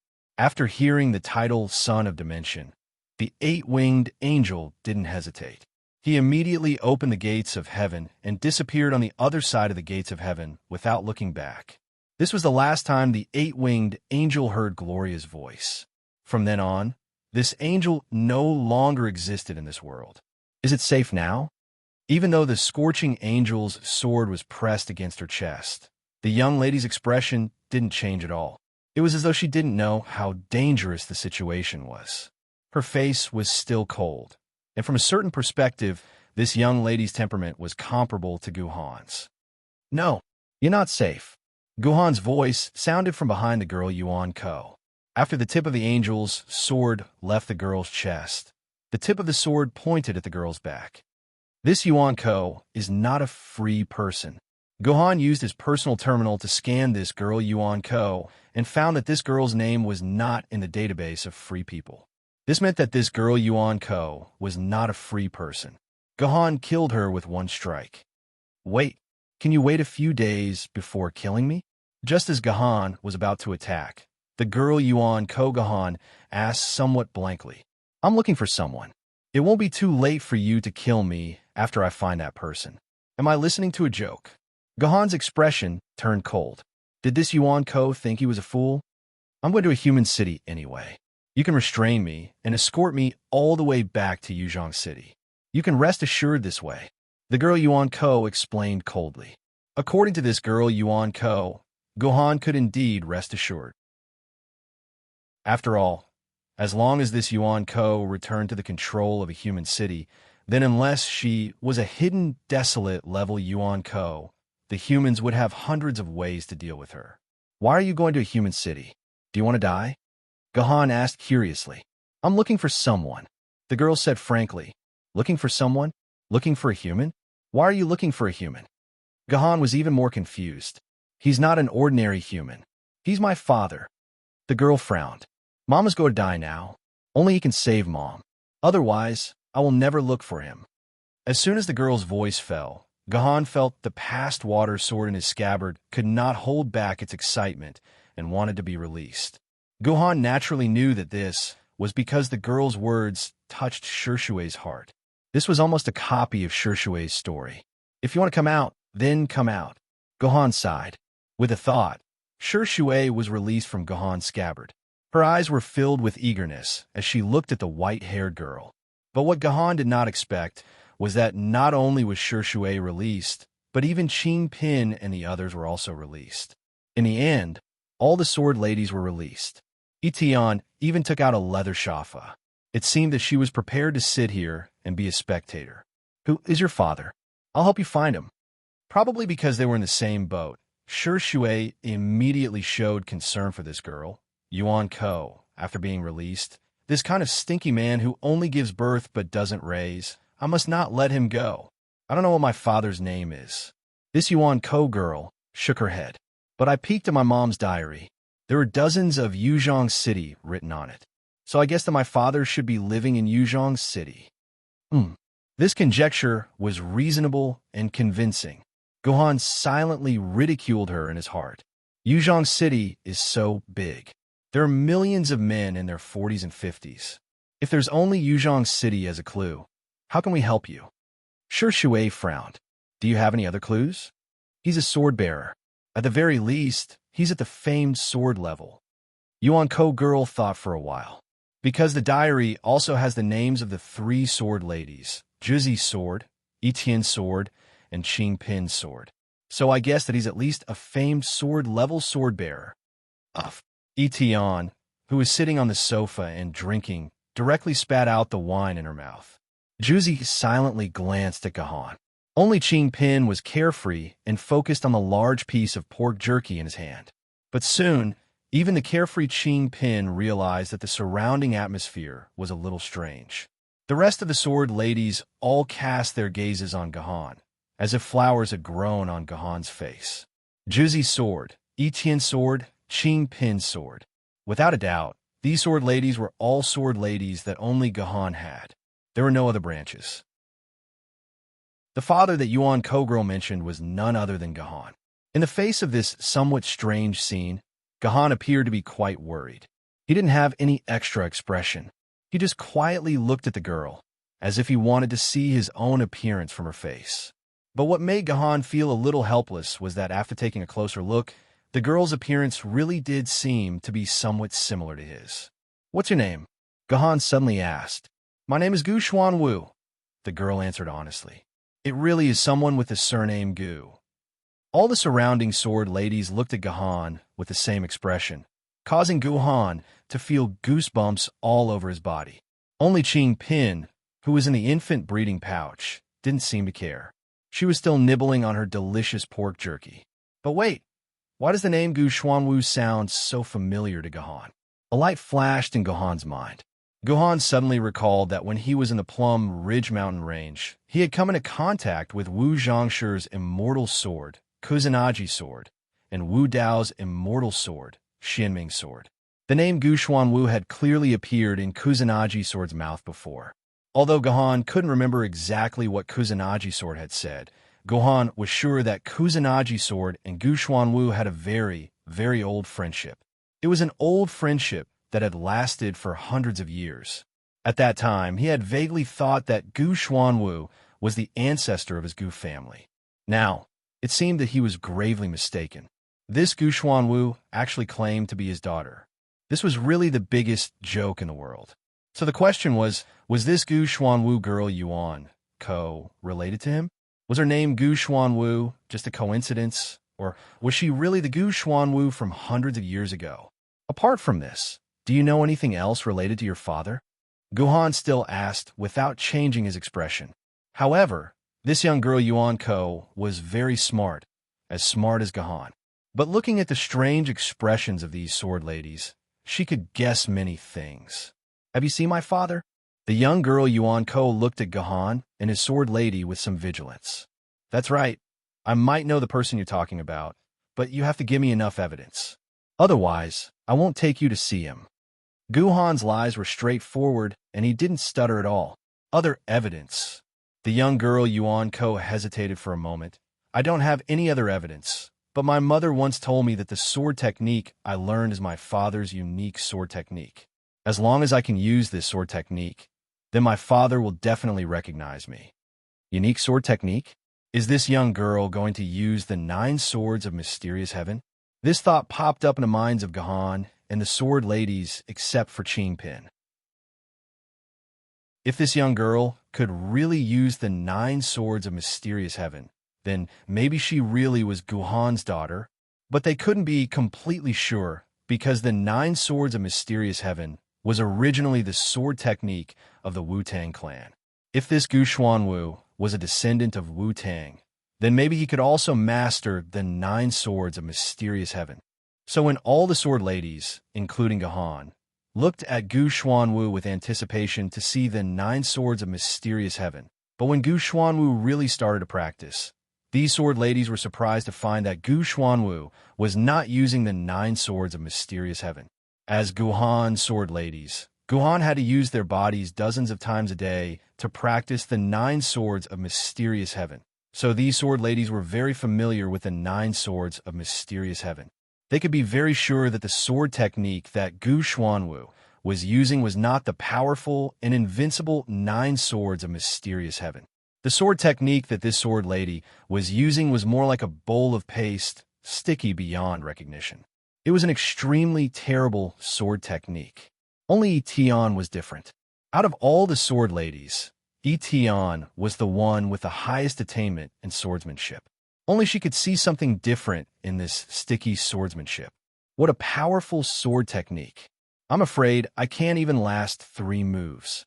When Tian said this, her clothes were completely soaked in sweat. "Stop! Don't practice anymore." Gahan's forehead was also covered in sweat as he watched. Among everyone here, only he could recognize the origin of this sword technique. This was clearly the chaos sword technique that Gahan had yet to complete.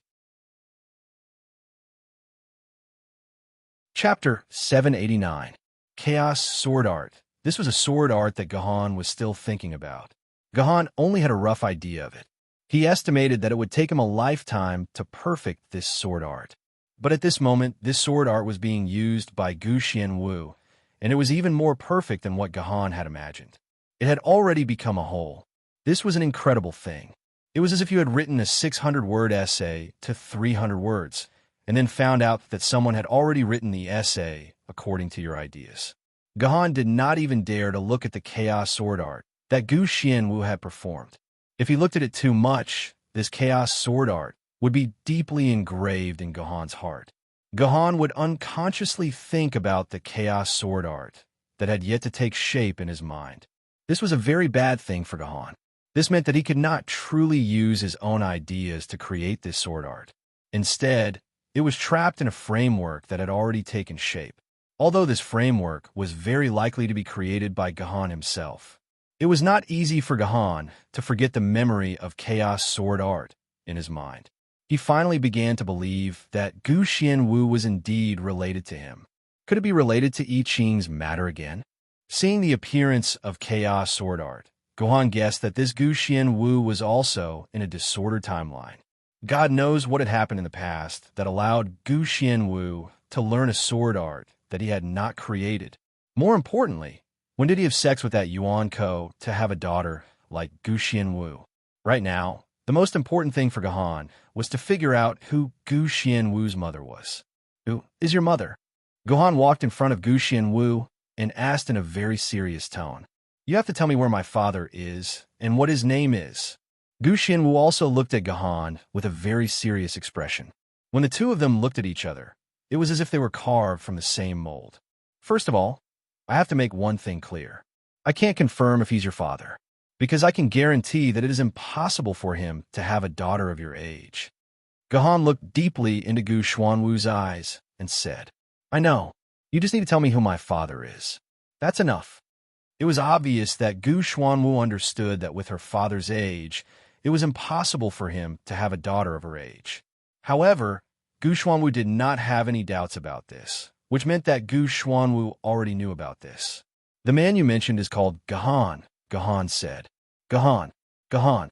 Gu Xianwu muttered a few times, his face revealing an expression of sudden realization. No wonder Mother likes it when it snows the most. It is because of the word cold. Could it be related to Gahan just because it was snowing? Gahan was speechless. "I've already answered your question. Shouldn't you at least tell me your mother's name?" Gahan asked in a deep voice. "My mother's name is Thousand 50 Bells." Gu Xianwu replied in a deep voice. Thousand 50 Bells? I've never heard of this person.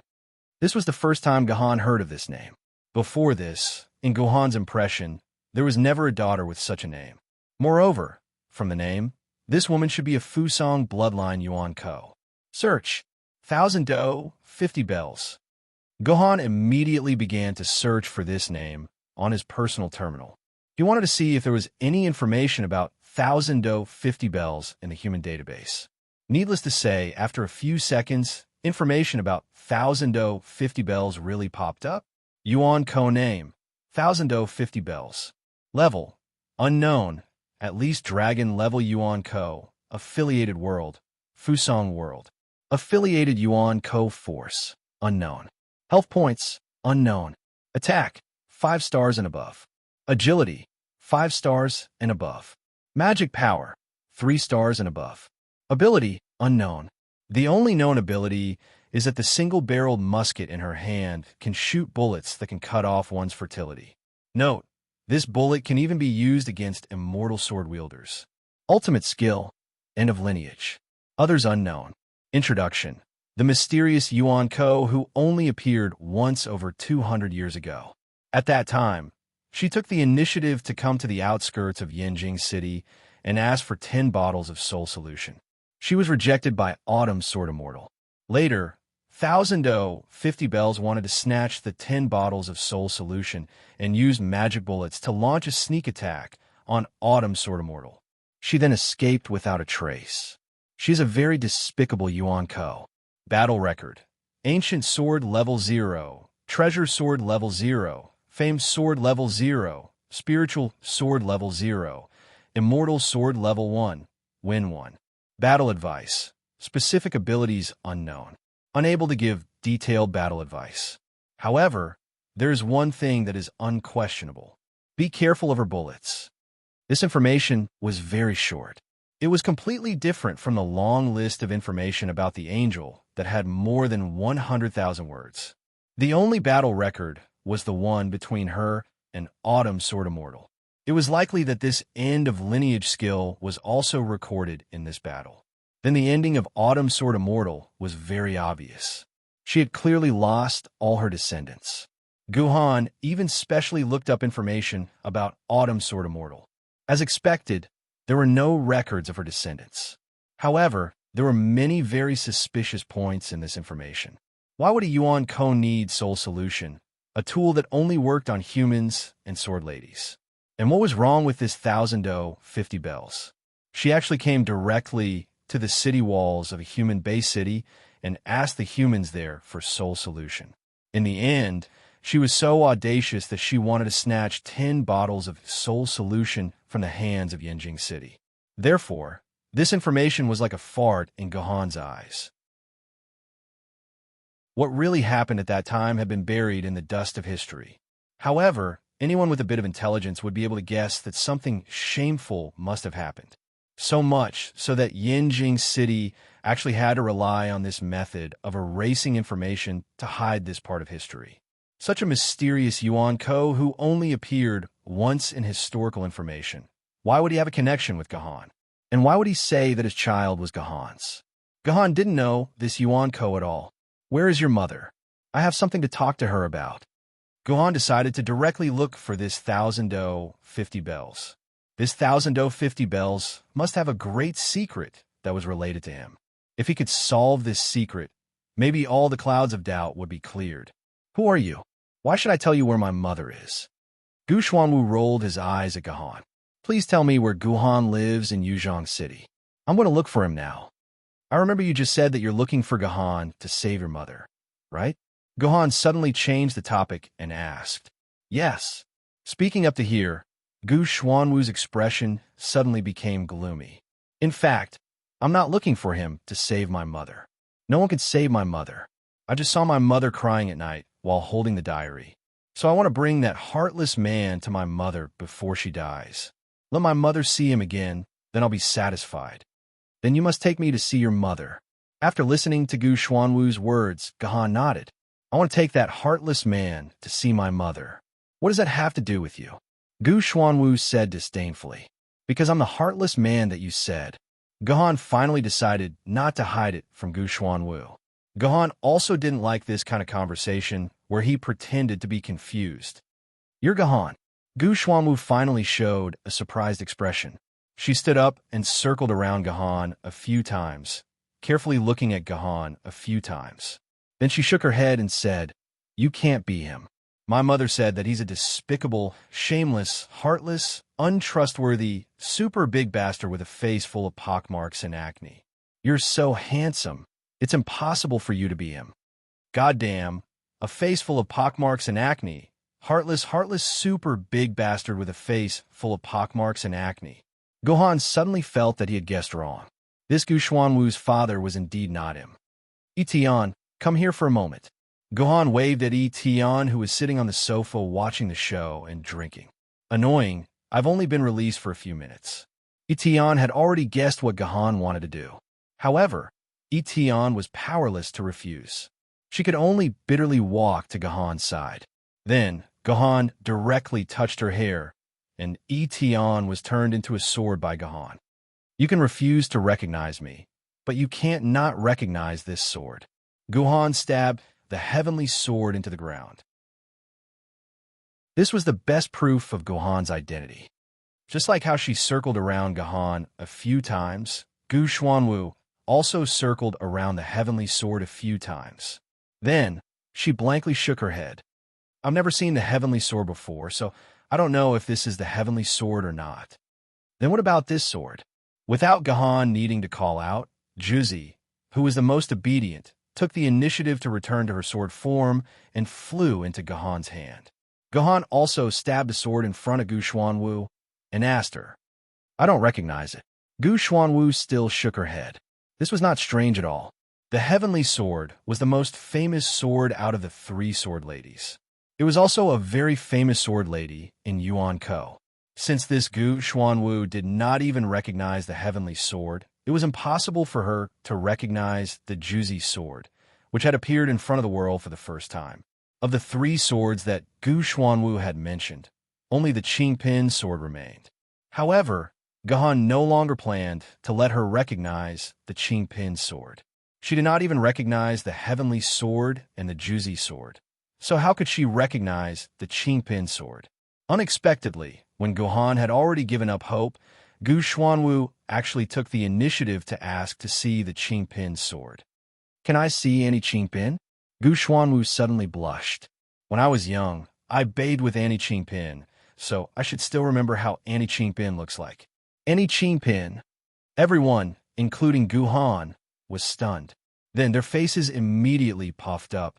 It was obvious that they were trying to hold in their laughter, but they were trying their best not to laugh. Cough, cough. The only one who did not have a smile on his face was Gahan. He pulled out Qingpin, who was silently gnawing on a piece of dried meat. "Come out and meet her, Annie Qingpin." Chapter 790. Idiot Guhan, what did you call me? Qingpin, who was dragged out, looked at Guhan in confusion. "Let me borrow your face for a moment." Guhan patted Qingpin's head, then carried Qingpin vertically, so that Qingpin's face was facing Gu Black Tortoise's face. "Come and take a look. Is this your Aunt Qingpin?" "This?" Gu Black Tortoise's eyes widened as he carefully looked at Qingpin's face a few times, then shook his head. "I can't remember. At that time, I was only 1 year old. I can't remember what Aunt Qingpin looks like at all." "Isn't that a waste of words?" Etienne coldly snorted. "I say, Gahan, where did your fierceness from before go? If I were to put it bluntly, if you're very curious about this Yuan-Ko's background and think that she's really your daughter, I have ways to force her to tell you where her mother is. If you don't want to know, or think that she's not your daughter, then just kill her quietly and peacefully. Isn't Yuan-Ko meant to be killed in the first place? Then I'll leave it to you. Think of a way to force her to tell you where her mother is." Gohan nodded and prepared to let Etienne do it. However, Gohan never thought that Etienne would actually have the talent to extort confessions through torture. Does her character design have this kind of skill? "Wait, I just can't see it, but I can smell it." Gu Black Tortoise's eyes widened as he said loudly, "Smell? What do you mean?" Etienne was stunned. "It's exactly what it means." Gu Black Tortoise was still calm. "When I was young, I was locked in a very narrow place with Aunt Qingpin for a very long time. I was always squeezed together with Aunt Qingpin. It was very dark there, and I was indeed very young, so I couldn't see Annie Qingpin's appearance. But Qingpin's Annie's body fragrance has always been by my nose. Even after so many years, I still haven't forgotten it. It's as if that smell is lingering in my mind. As long as I smell it, I will know if she's my Annie Qingpin." Etienne didn't know what to say. Qingpin's matters weren't something she could decide. Without Guhan's permission, who would dare to let Qingpin smell a random woman? Hence, Etienne turned around to look at Guhan's expression. Guhan hesitated for a moment, but he still pushed Qingpin forward, and Qingpin's little face directly stuck to Gu Xuanwu's face. "Wow, Gahan, what are you doing?" "Wow." Qingpin felt that it was inexplicable and screamed for a while. On the other side, Gu Xuanwu completely put down his indifferent image and began to stick to Qingpin's body like a crazy girl. Gu Xuanwu's first choice was Qingpin's neck. This was the place where the human sweat glands were more developed, plus the area of contact with the air was not much, so it was able to maintain a bit more body fragrance. "It's this smell." This was not what Gu Xuanwu said, but what Gahan saw from Gu Xuanwu's face. The moment Gu Xuanwu smelled Qingpin's body fragrance, this crazy girl seemed to be completely intoxicated by Qingpin's body fragrance, and her crazy girl attribute instantly reached the max. "Help ah. So strange ah. Why are you sniffing Qingpin's body? Help ah. Qingpin is so itchy ah. Gahan, save me ah. Don't use your tongue to lick Qingpin ah." Qingpin was like a helpless toy, waving his two chubby little hands and shouting, trying his best to resist. When Qingpin said not to use his tongue, Gahan finally couldn't bear it anymore. How could he use his mouth? Didn't he say it was to smell? Gohan immediately pulled Qingpin back, pulling Qingpin back into his arms, and the strength that was grabbing Qingpin instinctively loosened. Qingpin took the opportunity to break free from Gohan's grasp, and like a monkey, he quickly crawled on Gohan's body. In the blink of an eye, he had crawled into his own infant pouch, and then hid inside, shivering, not revealing his head. That's right, I remember. Aunt Qingpin has mentioned something like an infant pouch to me countless times. Is this the legendary artifact? Gu Xuanwu's eyes were burning as he stared at the infant pouch on Gohan's chest, which contained Qingpin. Gohan even suspected that if the conditions allowed, Gu Xuanwu might even want to enter Gohan's infant pouch to experience it. Cough, cough. Etian coughed, interrupting Gu Xuanwu's obsession. You've already smelled it. It's time to tell us an answer. Otherwise, I will let you experience our Great Han's 10 great tortures. Etian was the Great Han Dynasty's Prime Minister Cao Cao's sword, so it knew the Great Han's 10 great tortures. This was not strange at all, and there was nothing to complain about. Within the rich, milky fragrance, there's a sweet fragrance, like the fragrance of lotus blooming in the morning, and there's also a faint hot spring-like feeling. This is the smell of Aunt Qingpin in my memory. I never thought that I would be able to see Aunt Qingpin again in my lifetime. Gu Xuanwu said with a face full of emotion. The description is quite comprehensive. When Gohan heard this, he couldn't help but start to recall the smell of Qingpin in his memory. After carefully smelling it, it really did seem to be the same as what Gu Xuanwu said. What should I do? Gohan really wanted to drag Qingpin out and smell it thoroughly and comfortably. Forget it. I'll take a good smell when I sleep tonight. This place is too inconvenient. Gohan silently looked at Qingpin, who was shivering in front of his chest, and Qingpin immediately felt a chill, and the shivering became even more intense. Looks like you really are my father. Gu Xuanwu raised his head and looked deeply at Gohan. I never thought that my father would actually look like this. I'm really sorry. I'm not your father, and you're not my daughter. Right now, you're only Yuan Ko to me, that's all. I need to understand the situation clearly before I can make a judgment. Do you understand? Gohan coldly snorted. He didn't want to accept this daughter who suddenly appeared. In any era, an 18-year-old man suddenly having a daughter who looks a bit older than him. This is something that no one can accept. But if there's a blonde, blue-eyed, mixed-race, cute, lowly daughter, I think most otakus would be willing, even if she isn't their biological daughter. No. It should be that they want her to be their biological daughter. Even if they have to wear a hat, they would still be willing. You're my father. This time it was Gu Xuanwu's turn to be unwavering. My mother said, only my father can have the Qingpin sword. Other people can't have the Qingpin sword. As long as it's the sword wielder of the Qingpin sword, then this person must be my father. Gohan didn't say anything. On the contrary, Etian said eagerly, this is good. What a good scene of a father and daughter meeting. It's almost like the scene when Zhang Sanfeng and Zhang Wujin met in the past. An old man over 100 years old was crying his eyes out. I thought Zhang Wuji was Zhang Sanfeng's illegitimate son. No, he was his illegitimate great-grandson. I know Zhang Sanfeng. He's Taishang Laojuan's in-name disciple, and the founder of Wudong. He might even be related to the 9 swords of mysterious heaven. But who is this Zhang Wuji? I've never heard of him. Gohan silently thought. Etian continued. Oh right, back then when Zhang Wuji saw Zhang Sanfeng, he kowtowed a total of 100 times.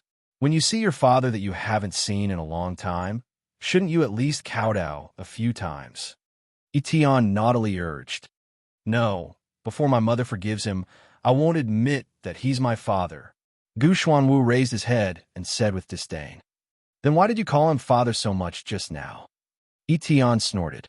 Unexpectedly, as soon as Etian finished speaking, Doyu's voice sounded again. Wait, does it mean that we already have? Doyu thought for a long time, then asked Etian stupidly. Etian, what's Big Brother's daughter called again? You don't even know this. You really are an idiot. Of course Big Brother's daughter is called. Etian scolded Doyu for being an idiot. But now, it was her turn to be in trouble, Her words stuck in her throat for a long time. Doyu looked at Etion with disdain, then looked at the other sword maidens for help. In the end, the other sword maidens all said that the sky was very blue today, the trees were very lush, and the seven-starred ladybug actually had 8 stars on its back. In any case, no one could answer Doyu's question. Niece. In the end, the one who answered Doyu wasn't the other sword maidens, but the 3 Yuan-Kos that walked out from the other side of the forest. One of them, Yuan-Ko, wore a suit, but unfortunately, the suit seemed a little too small, and he was a little too tall, so half of his ankles were exposed. The other man, Yuan-Ko, was the complete opposite. He had a petite figure, wore a small orange leather jacket, and in addition to his handsome appearance, he looked like a member of a certain kimchi boy band. The only female among the 3 was wearing a fur coat. The coat was very luxurious. It seemed to be made of bear fur, and it made people feel hot just by looking at it. It wasn't a sexy heat. It was just that looking at the furry body made people feel unbearably hot. Big Face Cat, why are you guys here too? Doyu looked at Batet curiously. The moment Batet heard the nickname Big Face Cat, he felt like he was about to break down. If he knew this would happen, he wouldn't have shown Doyu the precious pre-apocalypse cartoon VCD that he had kept for a long time. Now, Big Face Cat had become his exclusive nickname. God have mercy on me. How's my face big? Everyone could guess that these 3 Yuan-Kos that suddenly appeared were not the other Yuan-Kos, but Gohan's good fighters, the 3 Egyptian gods. I called them over. Gohan then said, "There's not much time left until the Octagon tournament. I can't delay any longer, so I can only hand this Yuan-Ko over to Batet and the other 2 to watch over. Hee, little black tortoise princess, don't be afraid. Sister Ice Eyes will take care of you." Ice Eyes squatted down, touched Goo Black Tortoise's little face, and said with a smile, "Wait, did I tell Ice Eyes that this Yuan-Ko's name is Goo Black Tortoise?" Gohan looked at Ice Eyes and the other 2 deeply. Very good. This was very interesting. Chapter 791. In a palace made of pure white marble, the ceiling was so high that it could not be seen. An angel with 10 pairs of wings on its back sat on its throne. Below this angel, the 8-winged angel who had escaped from the battlefield was sitting there. "Your Holiness Gabriel," these were Gloria's last words. The angel had just recounted the entire battle to Gabriel. The one listening to the angel's report was the angel and Gloria's direct superior, the 10-winged Seraph Gabriel. He was the battle archangel in charge of the entire battle in heaven, and 70% of the angel troops in heaven were in Gabriel's hands. Son of 2 dimensions? Did Gloria really say that? Angels would not lie, but Gabriel still could not help but ask. "Your Holiness, Gloria did say that." After that, I could no longer sense Gloria's whereabouts. The angel said with his head lowered, "Okay, I got it. I'll allow you to rest in the holy spring for 3 days." Gabriel said, raising his eyebrows. Angels are known for their rigid and cold personalities. But even such a creature could not help but be overjoyed when he heard that Gabriel would allow him to rest in the holy spring for 3 days. The holy spring was the core of Mountain Paradise and the place where all the angels were born. It was the supreme holy land of the angels. Legend had it that the holy spring could absorb all the power of light between heaven and earth, and then transform this power of light into angels, which were born from the spring. You could understand it as the womb of Mountain Paradise, the birthplace of all angels, and even Jehovah was born from here. In addition to being able to give birth to angels, the holy spring also had a magical power that could restore and increase the power of light in angels. The angels newly born in the holy spring were all 2-winged archangels. But if this 2-winged archangel did nothing in the holy spring and only soaked in it for a week, then this 2-winged archangel could directly evolve into a 4-winged archangel. After another year of soaking, it could directly grow into a 6-winged archangel. And after 30 years, it could become an 8-winged archangel. However, this was not without a price. First of all, the combat power of the angels that grew up in this way was not high, and they could easily be killed by people of a higher level. It was like giving a Gatling gun to an otaku and a tri-edged army knife to a special forces soldier, and the one who died would definitely be the otaku holding the Gatling gun. Moreover, when an angel soaked in the Holy Spring could not give birth to new angels, which was something that Mountain Paradise could not accept. Under normal circumstances, God strictly forbade the angels that had been born to soak in the Holy Spring. Only those angels who had made great contributions were qualified to soak in the Holy Spring for a day to a month. During this period, the angels soaking here could not only heal all the injuries in their bodies, but also greatly improve their cultivation with the help of secret methods. Soaking in the Holy Spring for a day was equivalent to training for an angel for a year. In the entire heaven, apart from God Yahweh, who had the authority to use the Holy Spring, only Archangel Michael and Battle Archangel Gabriel had this privilege to allow their subordinates to soak in the Holy Spring for a day to 5 days. Therefore, when this angel heard that Gabriel allowed him to soak in the Holy Spring for 3 days, he could not help but be overjoyed. When the throne angel left Gabriel's palace, Gabriel suddenly left his throne and knelt in front of a glowing silhouette standing in the void behind him. "Your Majesty, what orders do you have for me? How is the matter of sending you to investigate the traitor?" The light shadow did not directly give his orders. Instead, he asked Gabriel another question.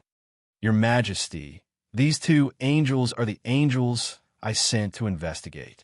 Their clues eventually led to that place, but they did not dare to enter that place. However, they didn't dare to enter that place, and they discovered that someone had secretly left that place. That was why they chased after him to investigate, but they never expected to encounter a child of dimension," Gabriel replied. "That's enough. You and I both know the Son of Dimension well. They will always appear in the right place at the right time and obtain the most powerful providence." Yahweh's voice was ethereal, as though it came from the void. "Your Majesty, you mean that the traitor is actually on the same side as the Son of Dimension? In fact, that traitor is already on the same side as the Son of Dimension. So these 2 clues eventually collided?" Gabriel said thoughtfully. He had to admit that Gabriel's words were very accurate. "Since the traitor is on the same side as the Son of Dimension, you should know what to do." After Yahweh said that, the light shadow disappeared, and the oppressive feeling in the entire hall also disappeared. Only Gabriel, who was expressionless, was left standing there alone. "Men," at Gabriel's command, an 8-winged angel flew out of nowhere and stood silently beside Gabriel. "Pass down heaven's order. All the angels in the peripheral strongholds are to evacuate. Only 1 2-winged angel will stay in the core stronghold to collect intelligence. All the rest of the angels are to return to Mountain Paradise. From today onwards, Mountain Paradise will seal the gates of heaven. Anyone below the seraphim level who wants to leave Mountain Paradise must have my order. Violators will be thrown into the abyss of light." After receiving Gabriel's order, the 8-winged angel immediately disappeared from the hall. It seemed that he had gone to deliver Gabriel's order. Gabriel, who had always appeared mighty and majestic, flapped his wings weakly a few times. He felt a little dispirited as he sat back in his seat. He supported his forehead with his hand and muttered silently, "Who will become his stepping stone?" Therefore, regardless of whether it was the humans or the Yuanjin forces, they were all shocked to find that heaven had actually started to shrink. The angels that were originally placed in various locations began to shrink. It seemed that it had become very difficult to find a living angel in the entire world. Humans were a loss because they had no idea what this meant. However, a few Yuan Kos seemed to understand something and also began to shrink. This made the humans, who had been struggling with the entire world situation, suddenly breathe a sigh of relief, as if they had returned to the peak of the human race. The Guxuanwu was left in the care of the 3 Egyptian gods by Gahan. Because the Guxuanwu was Yuan Ko's body, it was too inconvenient to bring it into Yanjing City. Although Gahan could bring the Guxuanwu into Yanjing City with the power of the Emperor's sword, Yinjing City was not Yuzhong City. It was not a big deal for Gahan to bring Yuan Ko in with Lu Lei's protection. However, there were many people who were hostile to Gahan in Yinjing City.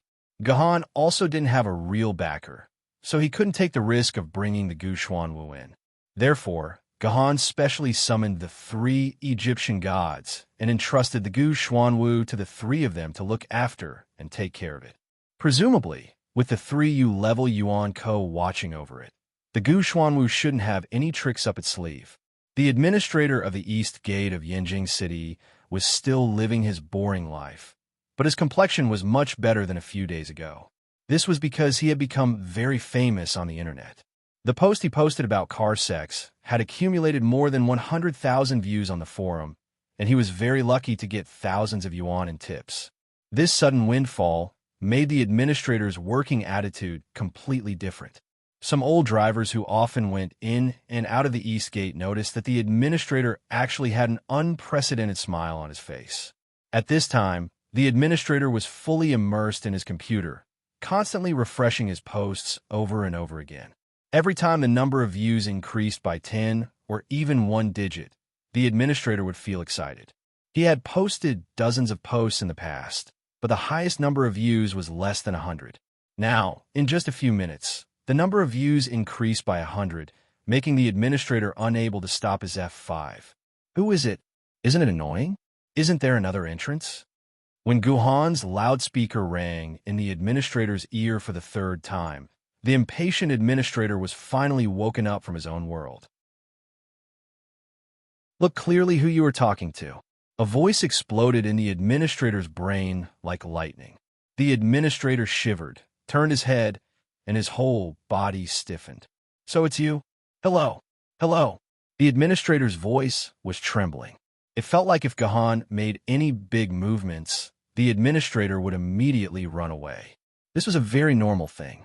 If you secretly took a photo of a car sex post and posted it on the internet, then suddenly found that the protagonist of the car sex appeared in front of you, and this protagonist still had great power, the kind of person who could easily put you in prison for 8 to 10 years. You couldn't help but want to run away in fear. Are you afraid of me? Gahan keenly noticed the change in the administrator's mood. No. I just didn't expect you to come back so soon, sir. Have you finished your business? The administrator asked with a forced smile. Hurry up and do the formalities for me. Although he still felt that this administrator was very strange, Gahan didn't have time to waste on this kind of person. After the administrator completed the entry and exit formalities as quickly as possible, Gahan controlled his droplet flying car and directly entered the city.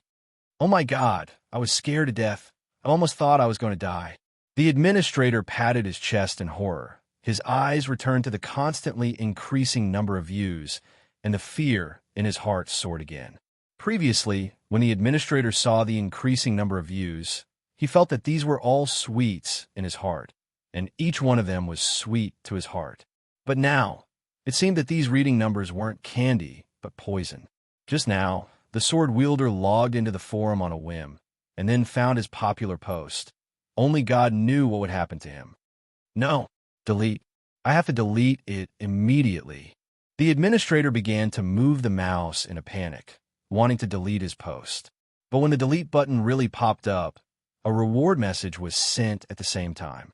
A reader actually directly sent the administrator 10,000 renminbi, which was 7 to 8 times more than the total amount of the previous few days, and was equivalent to the administrator's entire 2-month salary. Maybe I should just keep it. I heard that Sword Wielder doesn't like ordinary people's forums. He probably won't find this post. The administrator said to himself, and then he exited the post management page. Humans were like this, hoping to get lucky, but things in the world often happened when you were afraid of something. The more you were afraid of something, the more likely it would come to you. For example, the author was worried that the average subscriptions would go crazy. Look, the average subscriptions really went crazy.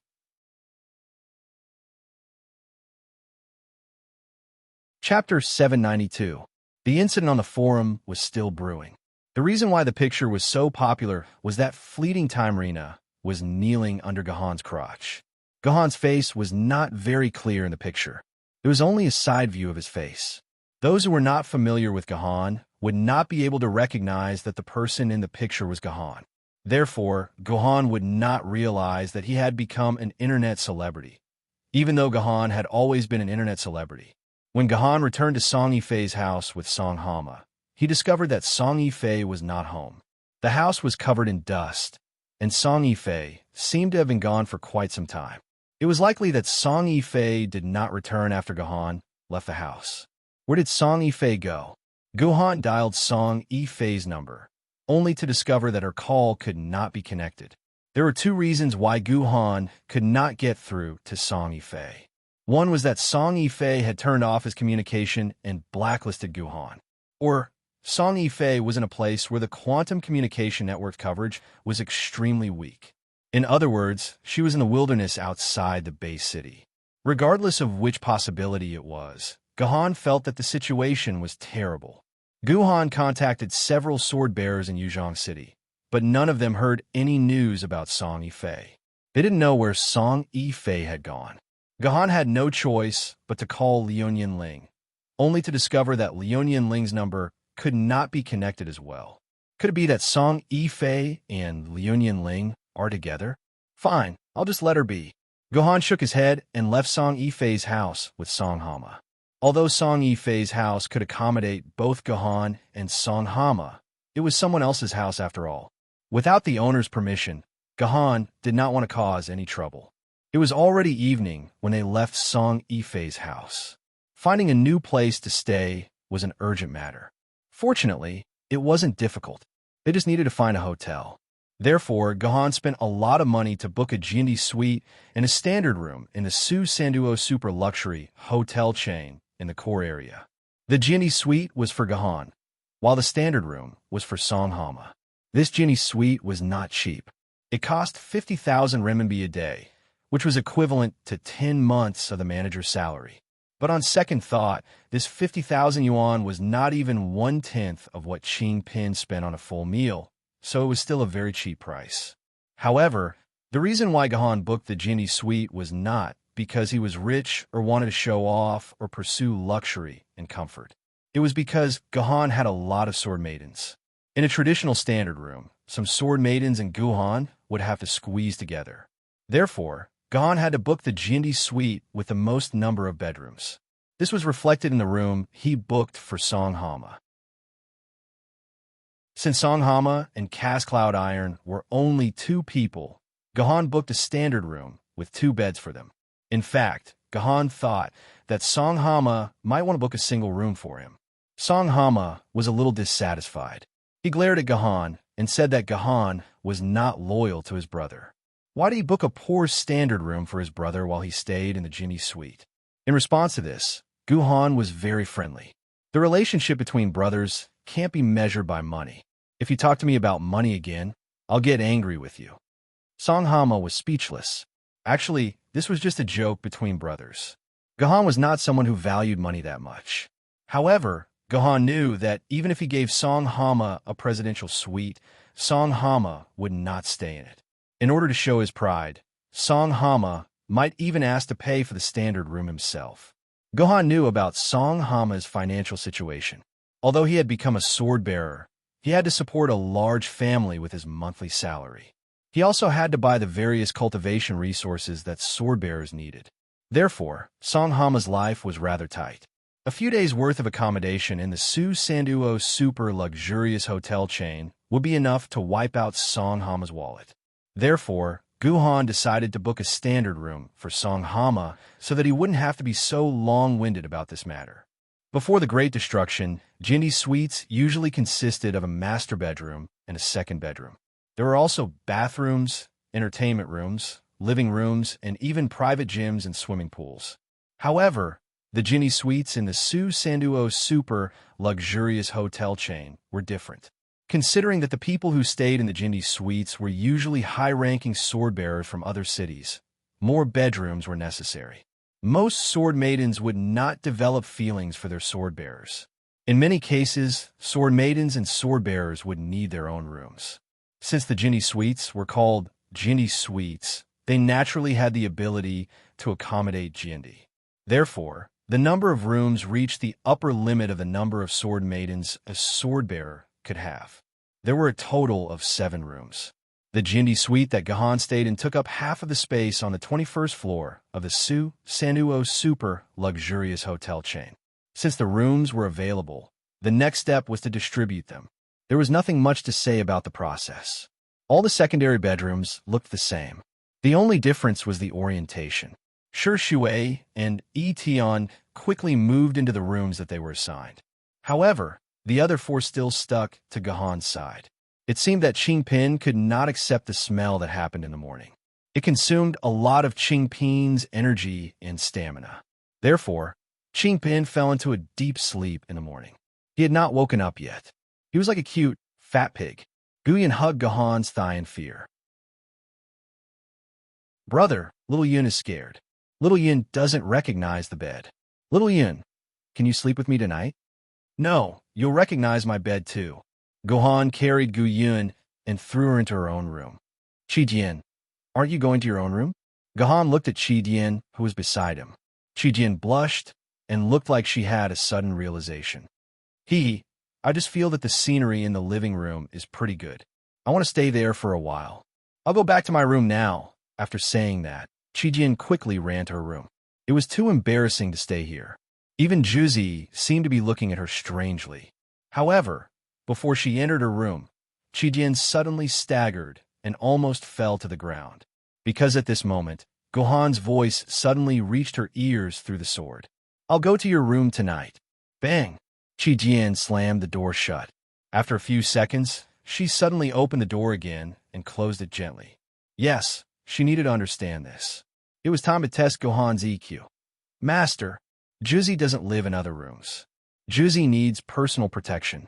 Before Juzi could finish her words, Gahan grabbed her chin. Then, she turned back into the Juzi sword and was thrown into her room by Gahan. Now it's quiet. Gahan let out a long sigh of relief.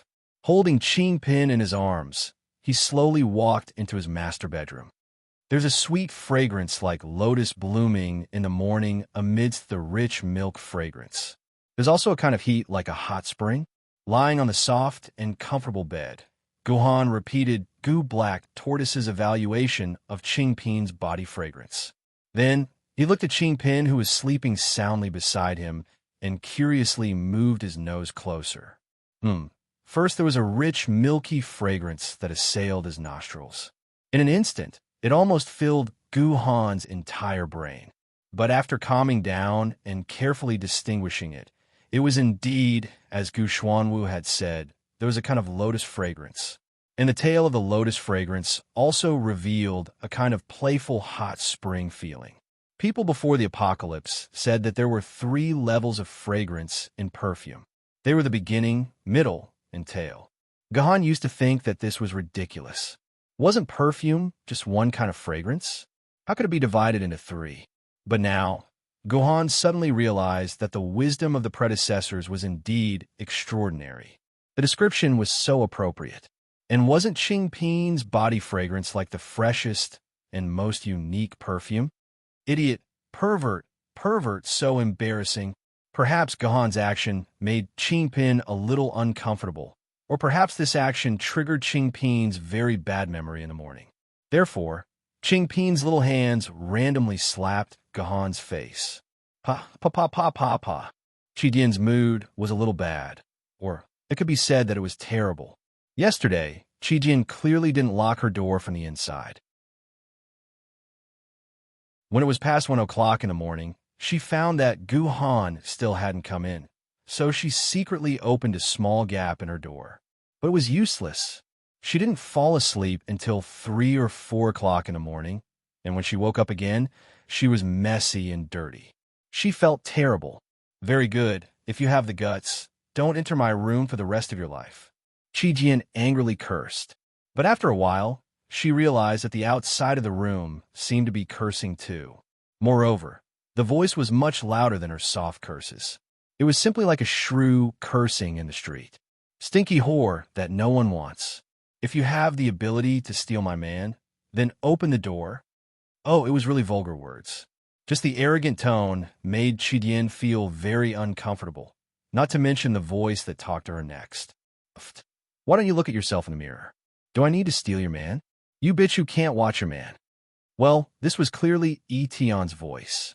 One of the two main characters in the quarrel was actually Etion. Chidian instantly felt that things were getting out of hand. Then, it felt like it was exploding with novelty. Its anger towards Guhan was quickly thrown to the back of its mind. It jumped out of the room barefooted, wanted to see what was going on outside. Chapter 793. Chidian walked into the living room of Jindi's suite and saw that two women were already quarreling. The one opposite Etion was a woman who was baring her fangs and brandishing her claws. Her originally pretty face was now exceptionally twisted. Compared to her, Etion was exceptionally calm. Even if she didn't back down and used all sorts of vulgar words to retaliate, her expression was always elegant. This made the woman in front of her even angrier. What's going on? Chidian had walked over to Juzi's side and was watching the show quietly. He asked softly, I don't know. I looked like this when I just woke up. Juzi said blankly, What's wrong? What's wrong? What's going on? Tell Xiao Yun. At this moment, Guyan also hopped over and curiously asked Etion and Chidian, who were a step earlier. Clack! The door to Shui's room opened. She poked her head out of the door with an unpleasant expression on her face. After seeing the farce in the living room, she slammed the door shut with a loud bang. She seemed to be very disdainful of this farce. But unexpectedly, a few seconds later, Shui's door opened again. However, compared to the sleepy and messy Shui from before, the current Shui was actually dressed up and changed into a neat set of clothes. She looked like a professional office lady who was about to go out. It seemed that among all of Gahan's sword maidens, Shui was the most talented female. After a few minutes of quarreling, Chidian and the other sword maidens finally faintly understood the reason behind the matter. This was a very simple and crude reason. This woman and Etion were quarreling because of a certain man. This woman insisted that Etion had stolen her man, and Etion's face was filled with disdain. Etion's face was full of disdain towards this woman and the man she was talking about. Just when most of Gahan's sword maidens were ready to watch the war of words continue, the situation suddenly changed. The sword maiden in front of Etion was angered by Etion's elegant way of quarreling without using any profanity. Light flashed in her hand, and a sword light appeared next to Etion's head, chopping towards his neck. The woman who had quarreled with Etion was actually a sword lady. However, after thinking about it, Etion had been with Gahan ever since she was born. How could she have had the time to fight over a man with another woman? This story must have happened when Etion was with another sword bearer. How dare she? How dare she use a weapon? Is she trying to violate the Sisterhood Treaty? Chidian glared at the scene and scolded angrily. The Sisterhood Treaty was written in the year 2098. At that time, Her Majesty the Heavenly Emperor had gathered over 6,000 sword maidens to discuss and sign a treaty. The treaty stipulated in detail the rules between sword maidens and humans, as well as between other sword maidens. Putting everything else aside, one of the rules clearly stated that all sword maidens were blood-related sisters. No matter what kind of conflicts there were between sword maidens were not allowed to use force to resolve their conflicts, and they were not allowed to point their swords at other sword maidens who were blood-related sisters. Although there were only over 6,000 sword maidens who had signed the treaty, many new sword maidens had joined the sword maidens family. However, these sword maidens all expressed their admiration for the Sisterhood Treaty. At the same time, they signed their names on the Sisterhood Treaty. It could be said that they completely approved of it and promised to follow the Sisterhood Treaty to restrain their lives. Over 900 years after the Sisterhood Pact was drafted and signed, very few sword maidens would violate the Sisterhood Pact. However, those who violated the relevant provisions of the Sisterhood Pact were severely punished. The most miserable one was still locked up in the sword prison for over 800 years. This sword maiden who attacked the Heavenly Sword was considered to have violated the terms of the Sisterhood Treaty. According to the treaty, this sword maiden would be punished with 10 days of confinement. This punishment was only if there were no serious consequences. If it caused some of the sword maidens to be injured, then the party who attacked first would be punished with 10 years of confinement. You're crazy. Seeing the sword flying towards her neck, Etion did not panic. She merely tilted her head slightly and dodged the sword. Then, Etion quickly raised her right hand and grabbed the sword maiden's wrist, checking her pulse. Aqua Dragon Sparrow, UB*TCH. Have you forgotten that your swordsmanship is nothing more than a joke before this heroine? Etion said in disdain. Then, with a flick of 2 fingers, she tossed him away. This sword maiden is actually an Aqua Dragon Sparrow. Qidian raised her eyebrows. Qidian had some impression of this name. Not many people knew about the Aqua Dragon Sparrow, but many people knew about its other name, the Great Xia Dragon Sparrow. The Great Xia Dragon Sparrow was created by Helion Bobo. It was known as the #1 godly weapon of the 5 generations. However, it was a pity that the Great Xia Dragon Sparrow was a ring-headed broadsword and not a sword.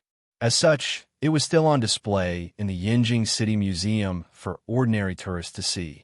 However, very few people knew that the Great Xia Dragon Sparrow had a sister, and that was the Aqua Dragon Sparrow. It was said that after Helion Bobo created the Great Xia Dragon Sparrow, there were still some peerless materials left. However, these materials were not enough to create another Great Xia Dragon Sparrow. As such, Helion Bobo took a step back and created a sword with the remaining materials, which was the Aqua Dragon Sparrow in front of Etion. The reason why Qidian knew the Aqua Dragon Sparrow's name was because it was very famous in the circle of sword maidens. Almost all sword maidens knew about this bad-tempered sister.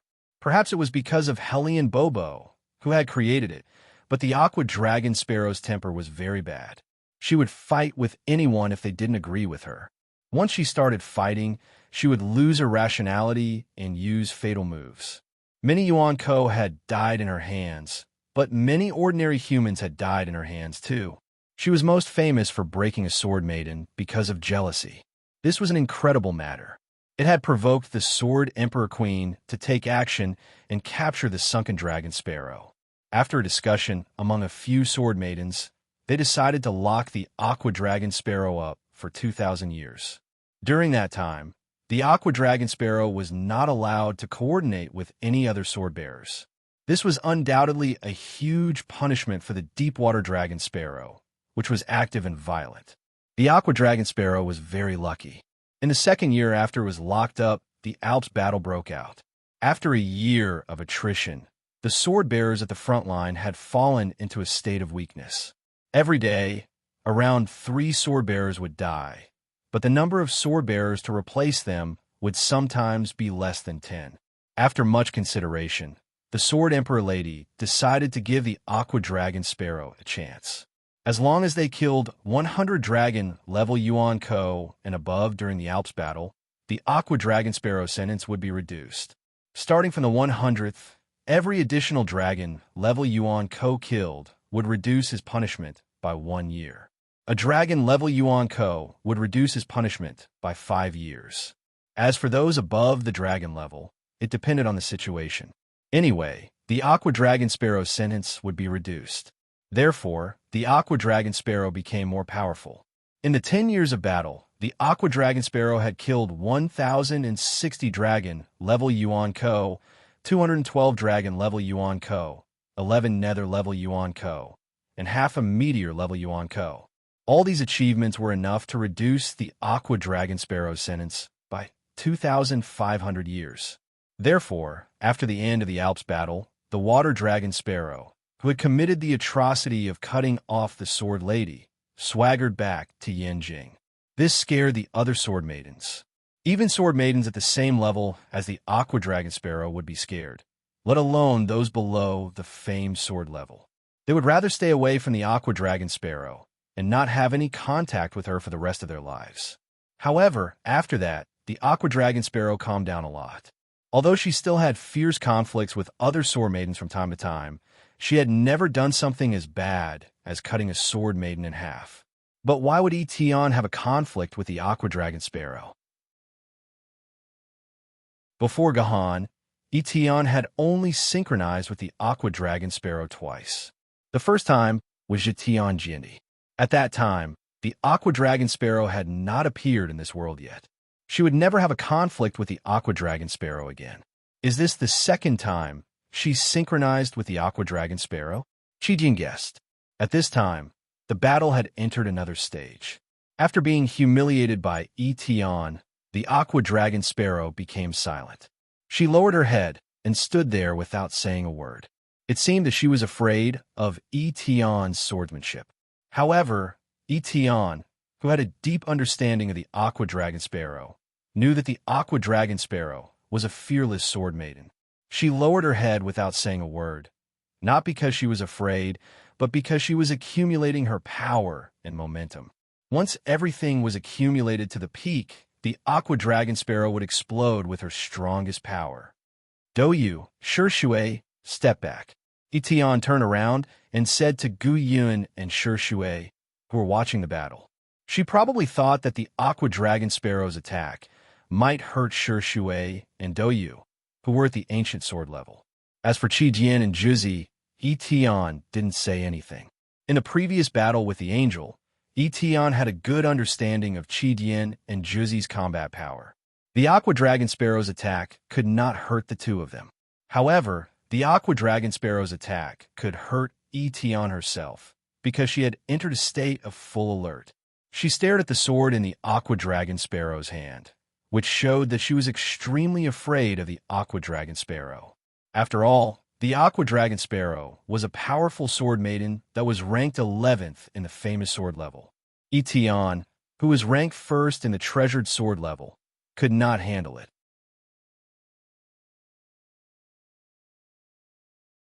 Chapter 794. Suddenly, the Deepwater Dragon Sparrow moved. She was like a tiger king tank that had accelerated to its maximum speed, rushing towards Etion violently and fiercely. Etion felt that if this attack hit the wall, there would be a huge hole in the entire building. She was confident that she could dodge the attack of the Deepwater Dragon Sparrow.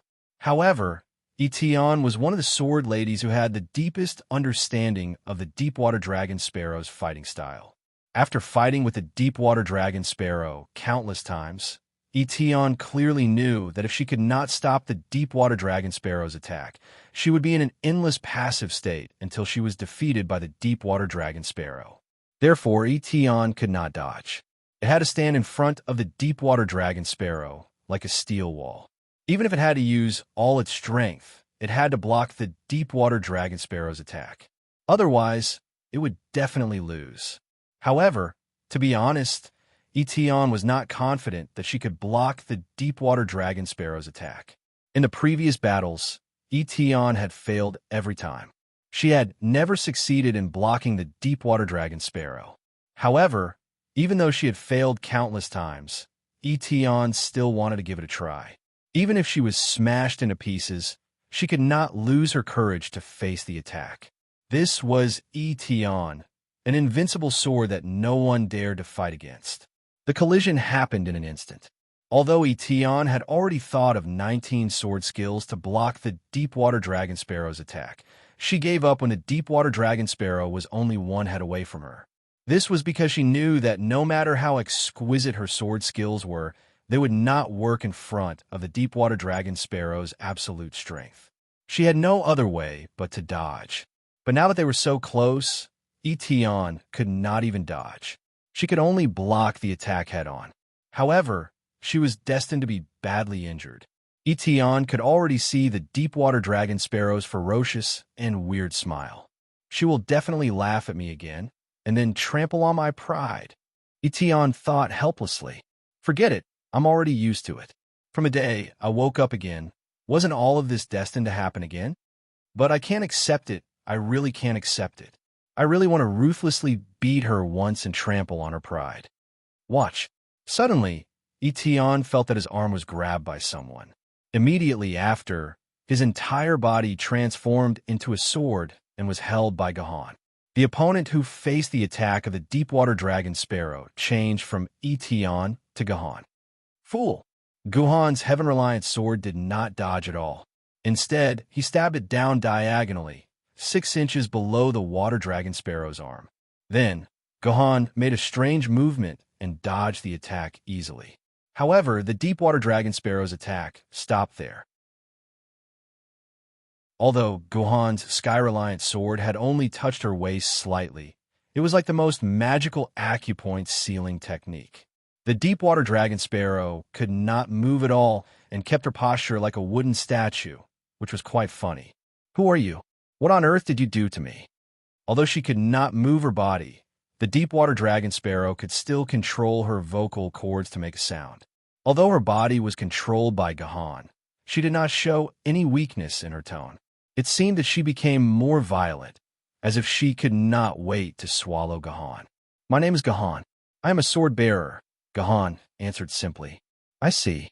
You are the new master of that little bitch, Etion, right?" The deep water dragon sparrow sneered. "You are really unlucky to become this little bitch's sword bearer. You will not have a good ending, just like that bastard. I don't know if I'll be unlucky, but you will definitely be." Gohan also sneered. "Although your attacks are fierce, your aura is completely exposed, and your entire body is full of flaws. Just stay like this. I promise you'll stay for a full 72 hours. Hearing Gohan's words, the deep water dragon sparrow finally showed a trace of panic on her face. All the sword maidens knew that the deep water dragon sparrow hated sleeping the most, because it meant that she would not move for a long time. She hated this feeling of not moving at all. 72 hours was equivalent to 3 days, which meant that the deep water dragon sparrow would have to stay in this position for 3 whole days. It was even worse than killing the deep water dragon sparrow. She was going to drive the deep water dragon sparrow crazy. The deep water dragon sparrow had gone crazy once before, and it had brought about a terrifying result in the Alps battle. If the deep water dragon sparrow was driven crazy again, God knew what kind of horrible demolition would happen to the Sanduo super luxury hotel. "You won't succeed. You will soon find out what a serious mistake you have made." The deep water dragon sparrow was still arrogant, but not because she was overconfident and overconfident. Instead, she was arrogant because she was full of confidence. Obviously, there was someone behind the deep water dragon sparrow that she could rely on. There were only 2 possibilities for a sword maiden to rely on. Either it was a good friend of the sword maiden, or it was the kind of friendship that had been passed down from ancient times, such as the rainbow sword and the sunset sword. However, it was obvious that the deep water dragon sparrow would not have a good friend among the sword maidens.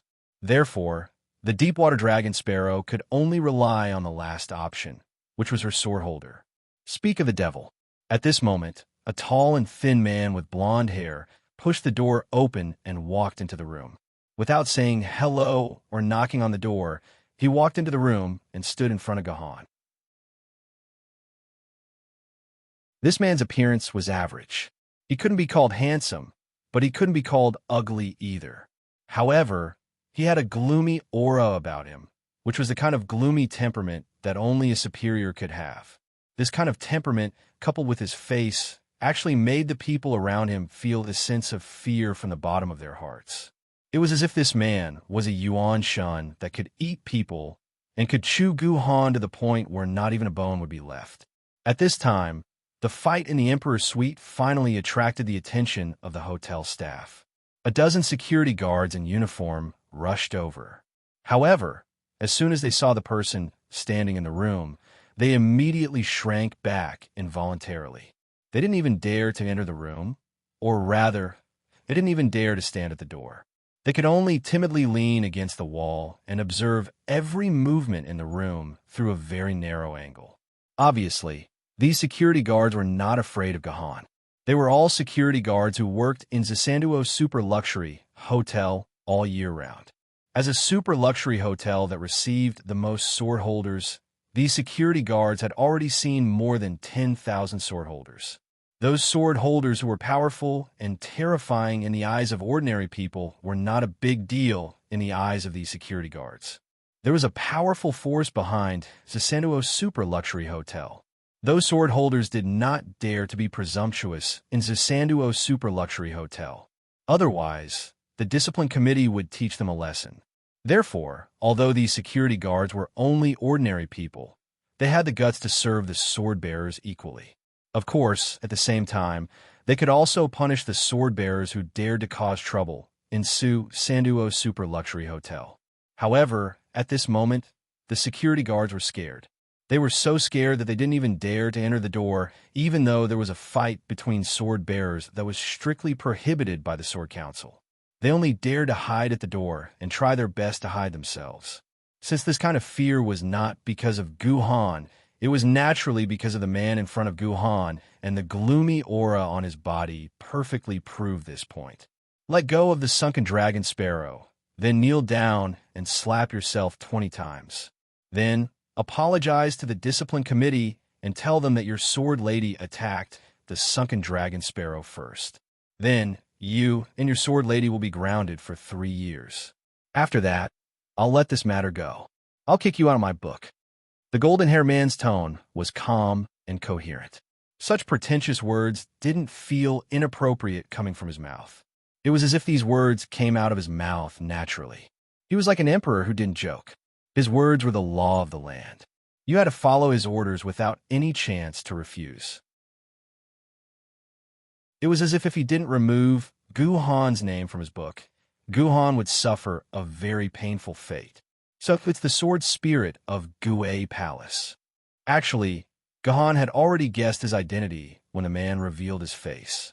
When the man uttered the classic line of, "I'll kick you out of my book," Guhan knew that the man in front of him was undoubtedly the sword spirit of the Gu'ei Palace. He was the only one who had the little black book that made countless people tremble in fear.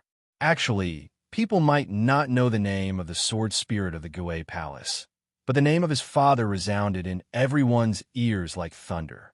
His father's title was Long Shi Jindi. That's right, the sword spirit of the Gu'ei Palace was the biological son of one of the two remaining Jindi, Long Shi Jindi. St. John Bidi Drist Moro. You don't need to pay attention to this tongue-twisting name, because the author only used it to show off. His full name would probably not appear in the future. You could just call him Bidi Moro. From the surname Morong, it could be seen that Long Shi Jindi's family actually had Chinese blood. In fact, almost all Jindis had Chinese blood. No one knew why, but it seemed that only those with Chinese blood could become Jindi. Of course, this was not the focus of attention. What we needed to pay attention to was the sword spirit of the Gu'ei Palace and the black book in his hand, which was also known as the Black Notebook.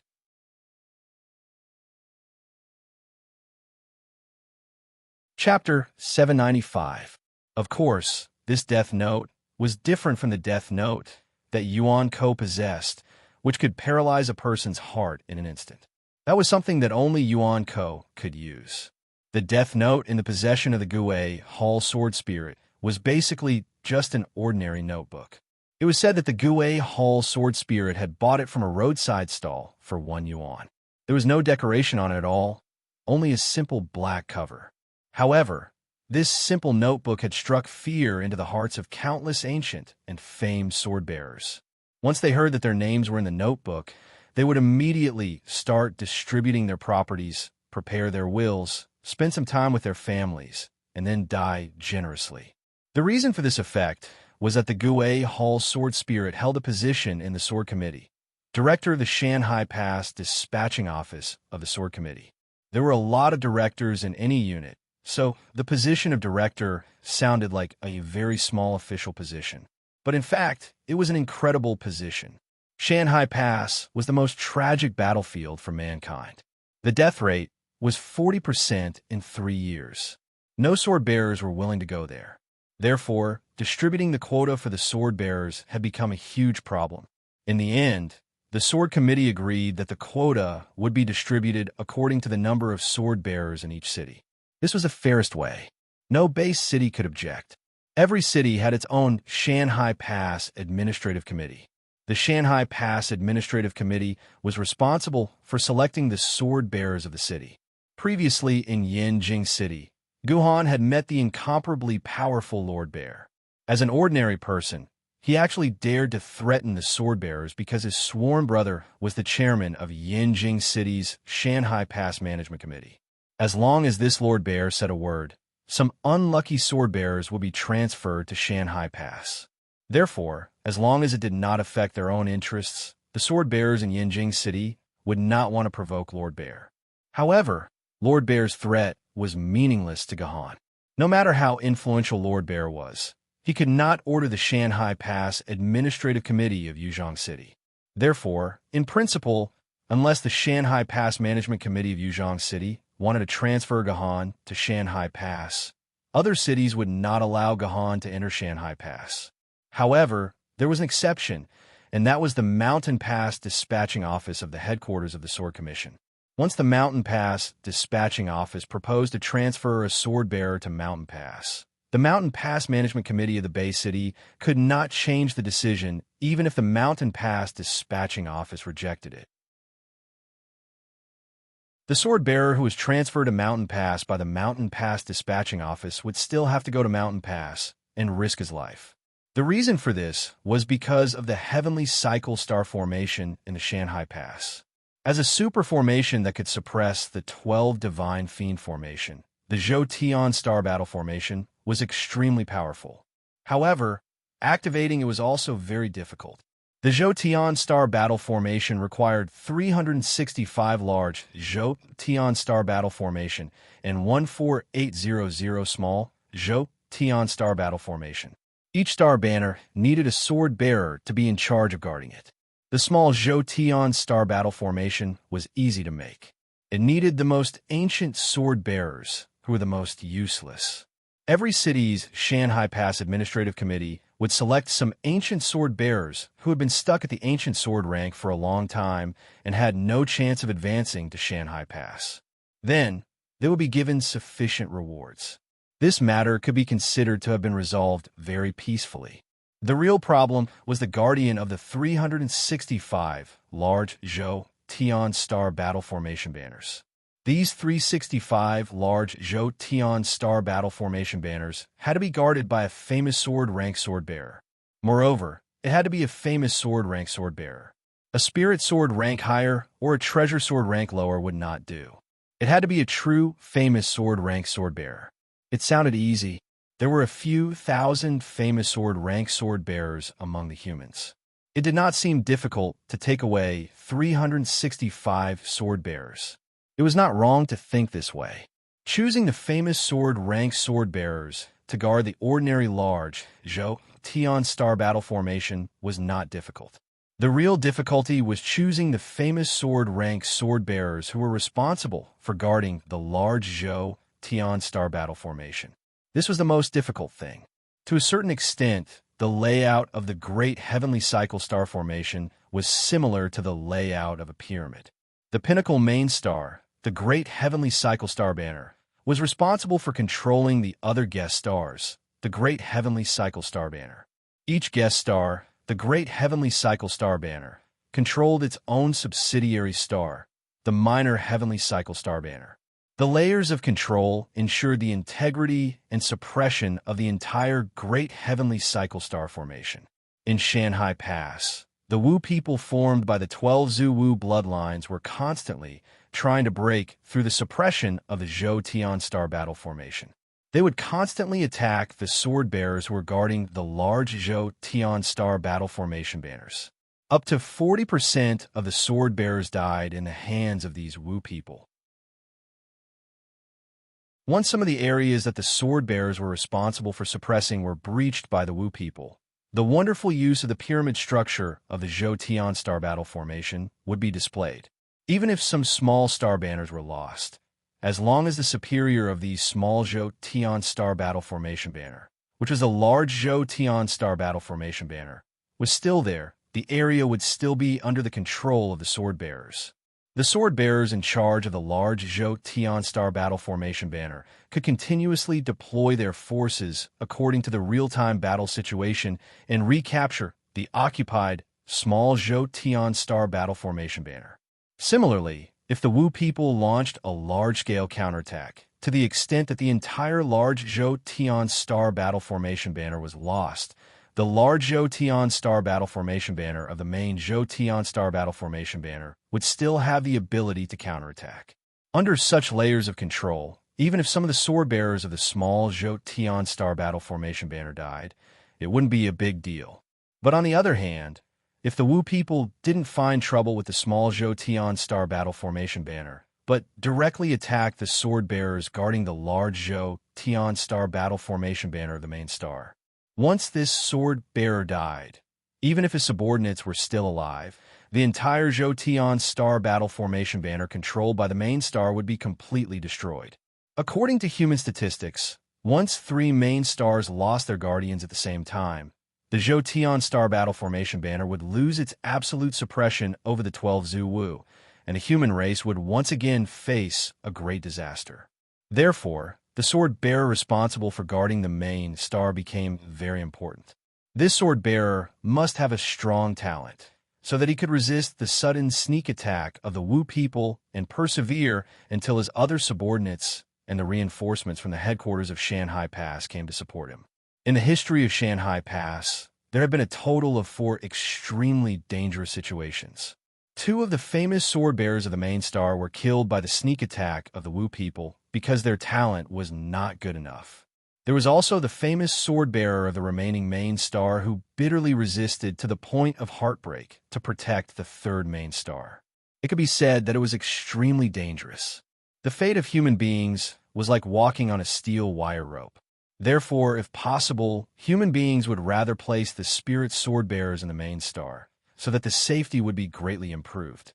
Even if it might cause the death and injury of the spirit sword bearers, it was better than the sudden resurrection of the 12 Zhu Wu. It was a pity that spiritual sword-level sword bearers couldn't control the great Jotion Star Time banner at all. It was meaningless in there, and it wasn't even as powerful as a famed sword-level sword bearer. Therefore, humans could only choose the most talented sword bearers among the famous sword bearers to guard the great Jotion Star banner. However, at this point in time, the human's doctrine of being the leader of a mountain naturally emerged. A talented, famed sword-level swordsman naturally meant a brighter future. It meant that there was a high chance that he would become a spirit sword-level swordsman, a divine sword-level swordsman, or even an emperor sword-level swordsman. According to the statistics, there was an 80% chance that Jiandi, who had been promoted after the appearance of Shanhai Pass, had been the guardian of the Jotion Star banner. It sounded good. Only those who had been trained in that position could become Jiandi, but in fact, there were more talented sword bearers who had died in that position. After the appearance of Shanhai Pass, the total number of sword bearers above spiritual sword level had decreased by 30%, which was the best evidence. Ever since the appearance of Shanhai Pass, there had never been a situation where the 4 emperors were in the sky. No base city was willing to have their most talented famed sword-level sword bearers die in the Jotion Star Battle Formation. Therefore, most of the time, the Shanhai Pass Management Committee of each city would hide the few most talented famed sword-level sword bearers. At first, the Sword Committee turned a blind eye to this. However, after the 4 mysterious crises, the Sword Committee learned from their mistakes and, under the leadership of all the Jiandi, established the Shanhai Pass Dispatching Office of the Sword Committee. This department had no other task but to investigate the most talented famed sword-level sword bearers in each base city. Then, they would mobilize them and send them to Shanhai Pass to guard the main star. The authority of the Shanhai Pass Dispatching Office of the Sword Committee came from the Jiandi of each era. The Shanhai Pass Management Committee of each city did not even have the right to speak. Only the chairman of the Sword Committee of the base city that the sword bearers belonged to and the master of the Sword Pavilion could give a clear rejection at the same time and provide sufficient reasons. Then, after the Sword Committee headquarters held a meeting to discuss, they could cancel the decision of the Shanhai Pass Dispatching Office of the Sword Committee. However, this was extremely difficult. Since ancient times, such a meeting had only been held twice, and both times the base cities had failed. Later on, the authority of the Shanhai Pass Dispatching Office of the Sword Committee headquarters was not only limited to the main star. This office was also qualified to mobilize the famed sword-level sword bearers to some important guest planets. Therefore, people could imagine the formidable authority of the sword spirit of the Ming Palace. As long as he felt that a famed sword-level sword-bearer was talented enough, he would record the name of the famed sword-level sword-bearer in his little black notebook. Then, he would assign the sword-bearer to any position in the Zhoutian star battle formation. Which famed sword-level sword-bearer would not be afraid of the little black notebook in the Ming Palace's hands?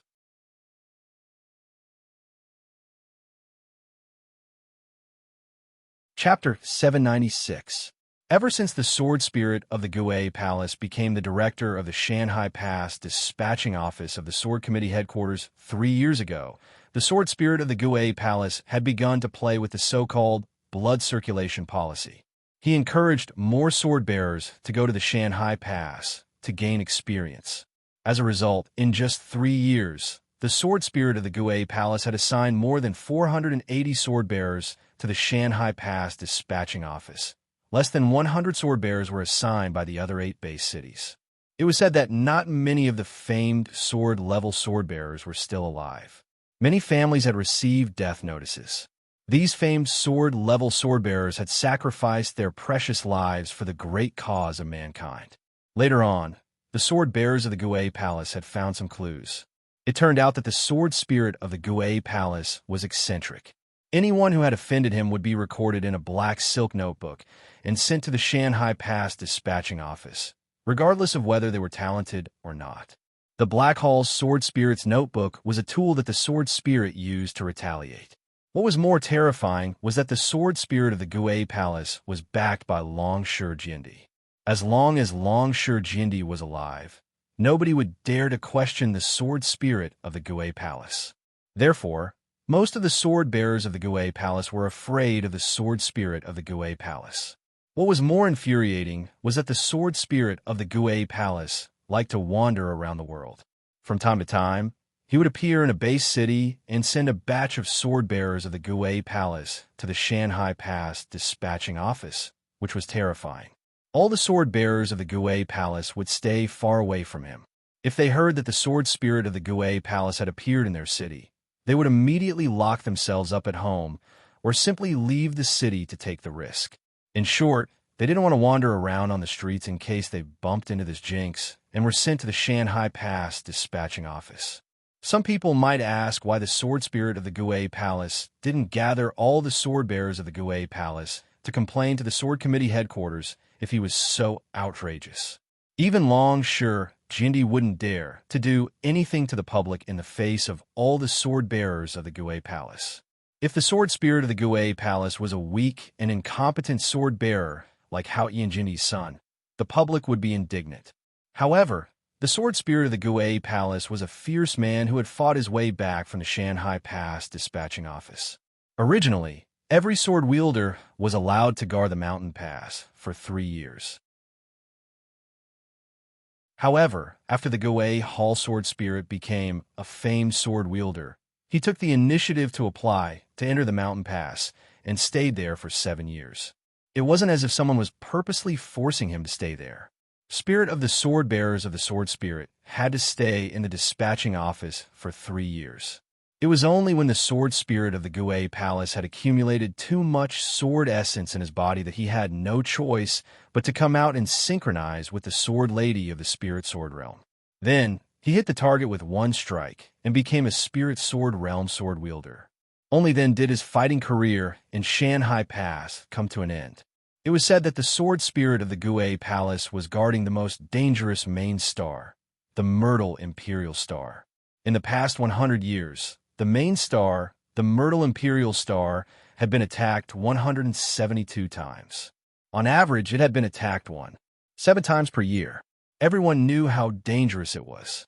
During the 7 years that the sword spirit of the Gue Palace had been guarding the Myrtle Imperial Star, the number of Wu people dying in the hands of the sword spirit of the Gue Palace was in the hundreds. In the end, the sorcerer tribe, who were naturally belligerent, took the initiative to avoid the Myrtle Imperial Star, so the sword spirit of the Gue Temple did not have to fight for the last few months.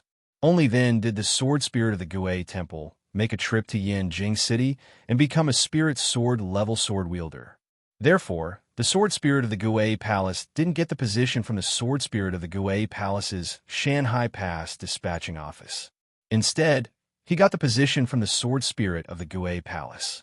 Without solid evidence to prove that the sword spirit of the Gue Palace was using his black notebook to retaliate, the sword bearers of the famous sword rank had no reason to complain about the sword spirit of the Gue Palace. Back to the main topic, when Gahan heard the sword spirit of the Gue Palace say, "Release the sunken dragon sparrow, kneel down and slap yourself 20 times. Then, apologize to the disciplinary committee and tell them that your sword lady attacked the sunken dragon sparrow first. Then, you and your sword lady will be confined for 3 years. If you do that, I will kick you out of my notebook." Gohan sneered when he said this. It seemed like the rumors were true. The sword spirit of the Gue Palace was indeed using his authority to retaliate. If you have the ability, you can release the sword lady yourself. Why bother me? Gohan sized up the sword spirit of the Gue Palace as he spoke. Although the sword spirit of Gue Palace had the word black in his name, his appearance wasn't black at all.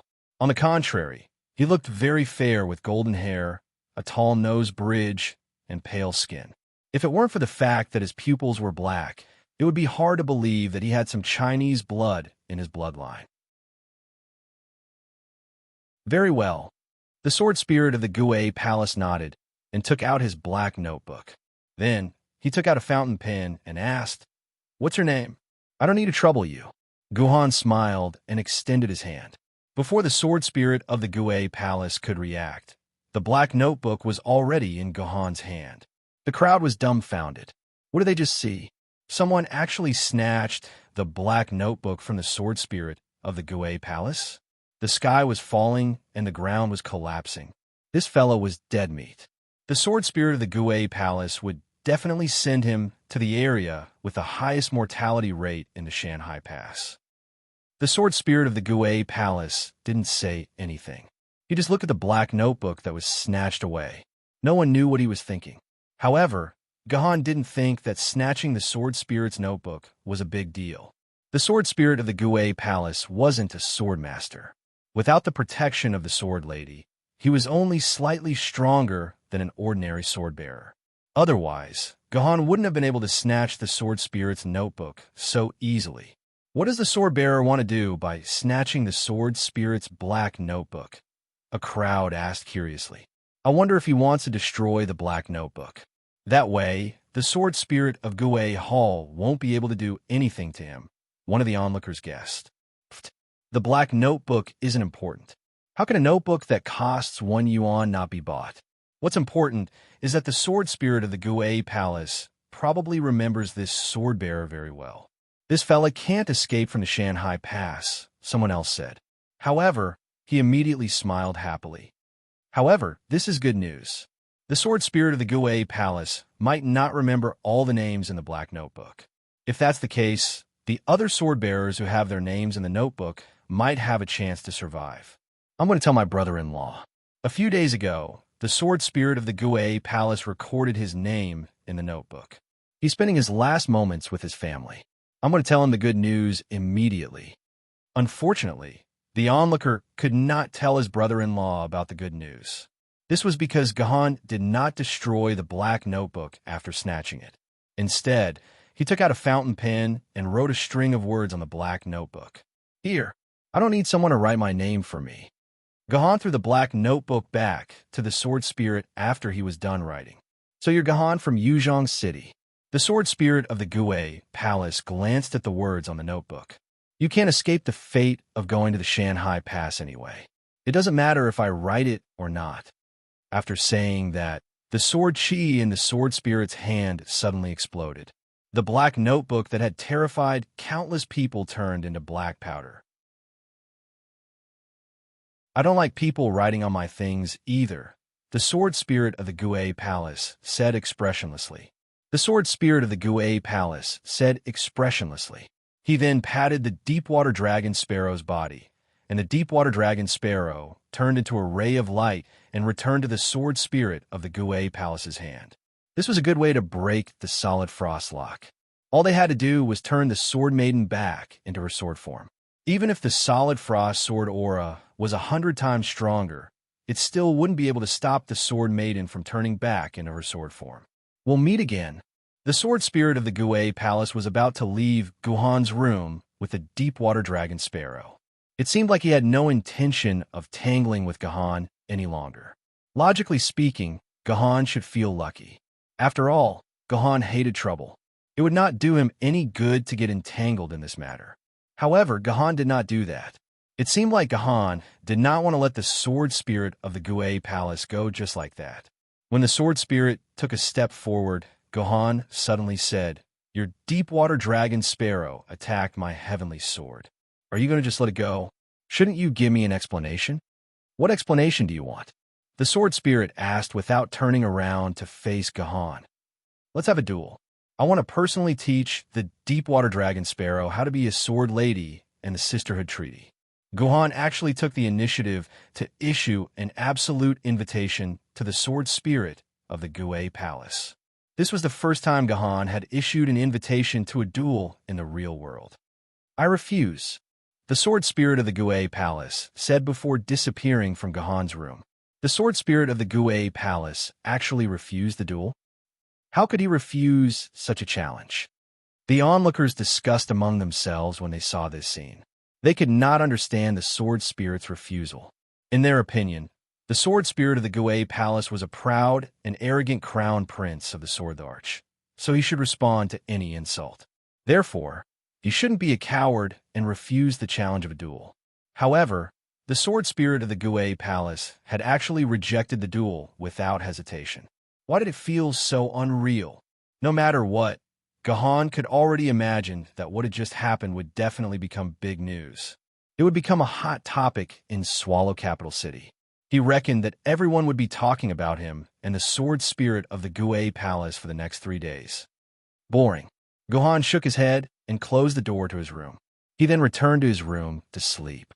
He did not cover Qingpin with a blanket when he left. He wondered if Qingpin had caught a cold. When did this silly fellow learn to sleep naked?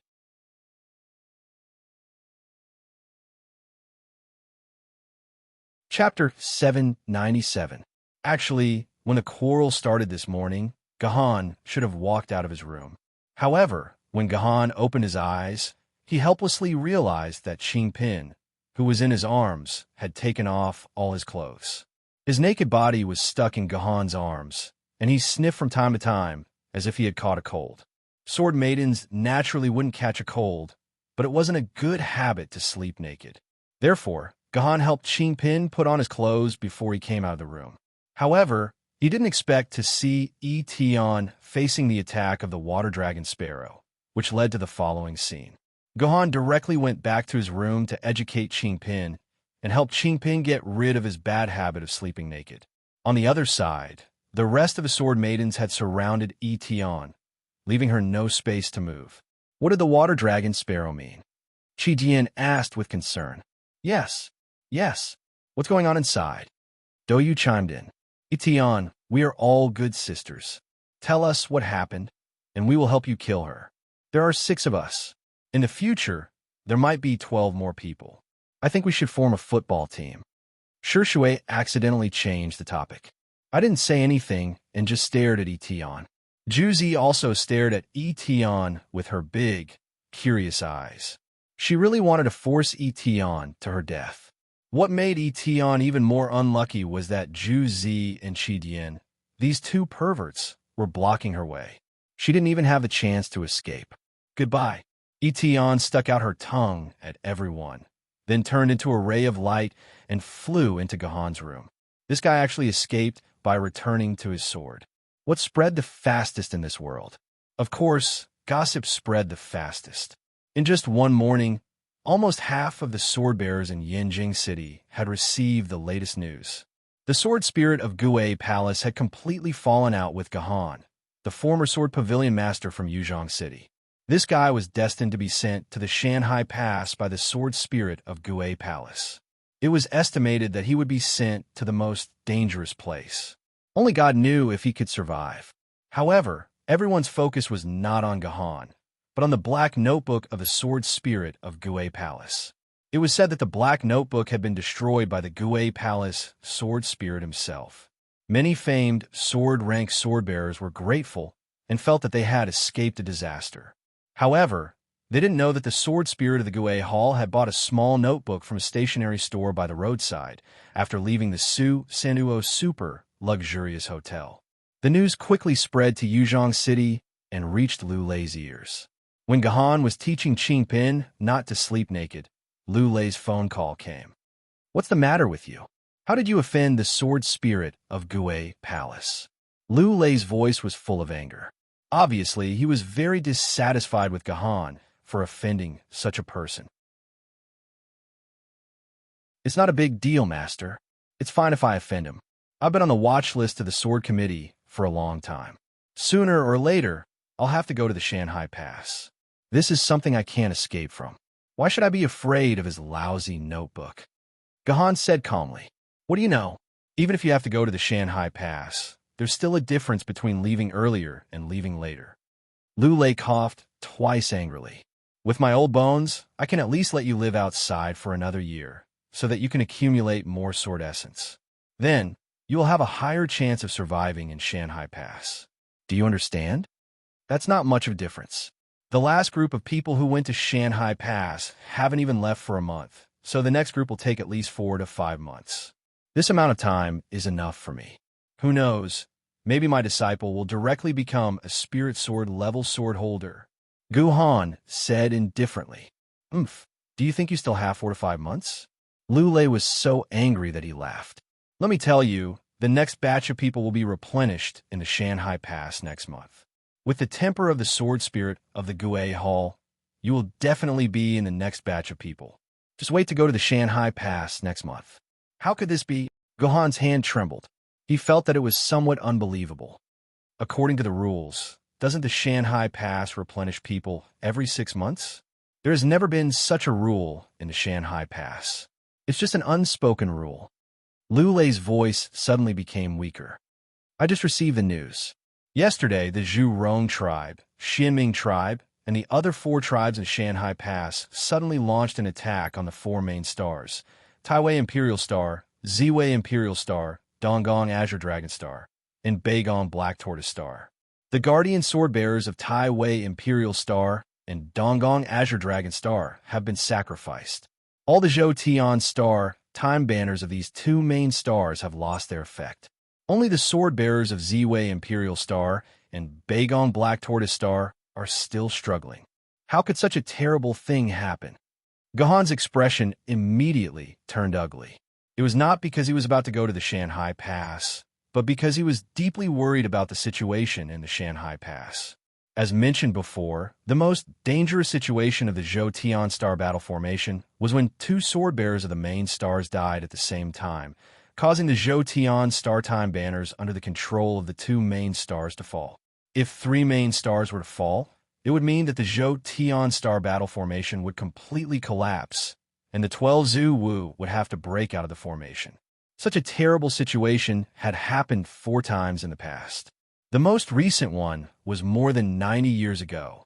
It was a very long time ago. At that time, Gujin Jindi had only just become a sword-bearer of the treasure sword rank. To most people, this sentence was as absurd, strange, and unbelievable as hearing that the 8-nation alliance army had suddenly entered Beijing in the 21st century. "Master, what's the situation now? I can rush to the Shanghai Pass right now." Gohan could not let the 12 Zuwu escape from the Zhou Tian Star battle formation, or the human race would face a catastrophe. As long as he could stop this from happening, Gohan could immediately rush to the Shanghai Pass fortress. He would be willing to sacrifice his life for it. "All right, you don't have to go." Fortunately, the famed sword bearers who were sent over last month are still handling the handover work with the famed sword bearers who are about to replace them. The Shanghai Pass fortress has exactly twice the usual strength. With their full support, the situation at Myrtle Imperial Star and Beigong Xuanwu has stabilized. The famed sword bearers guarding there are also very safe. The Wu people won't be able to break through it in a short period of time. You don't have to worry about this now. Lu Lei's words made Gahan heave a long sigh of relief. Understand now, Master. It must be because too many sword-bearers were lost during the battle, so the replacement sword-bearers had to return to guard the Zhou Tian Star Hour banner again. That's why we have to send the replacement sword-bearers over next month. Guhan said, It's not next month. After the battle, there are only a few kittens and puppies left in the Shanghai Pass Fortress. There are also a lot of injured people frozen in the medical bay, ready to be sent back to be reborn. If the Wu people launch another, even if it's on a smaller scale, I'm afraid the Shanghai Pass Fortress won't be able to hold on. That's why they can't wait for us to send reinforcements over tomorrow. But how is that possible? How can it be done in less than a month from recruiting people to transporting them? That's why we can only pray that the Shanghai Pass Fortress can hold on. Otherwise, we humans can only fight to the death in Yinjing City and have another battle with the 12 Zhu Wu, Lu Lei said hatefully. That won't happen. At the same time, the 8 Wu people's tribes still lost the battle. The Wu people must have suffered great losses.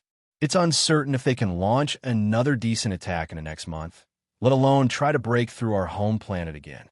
It won't be a problem for the Shanghai Pass Fortress to hold on for another 3 months.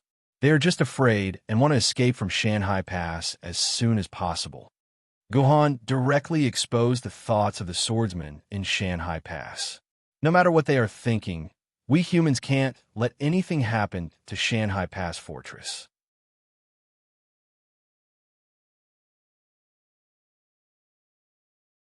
Therefore, the next batch of reinforcements must go to Shanghai Pass Fortress next month. Wait, the Sword Committee sent me a document. Haha. Okay, the next batch of reinforcements has been decided. Your name, Gahan, will be the first on the first row in Yuzhong City. What do you think? Aren't you very honored? Lu Lei sounded like he was joking, but in fact, he was full of anger. I'll take care of it, Master. You don't have to worry about this. After I go to Shanghai Pass Fortress, I might be able to bring decades of peace to Shanghai Pass. Gohan said coldly. Lu Lei didn't say anything because he suddenly realized that what Gohan said was not a boast. With Gohan's strength comparable to the swordsman of spirit sword level, after entering Shanghai Pass Fortress, it was uncertain whether it would be Gohan or those Wu people who would be unlucky. In the end, Lu Lei could only sigh very tiredly. I don't want to care about your affairs. Remember, you're the future of Yuzhong City.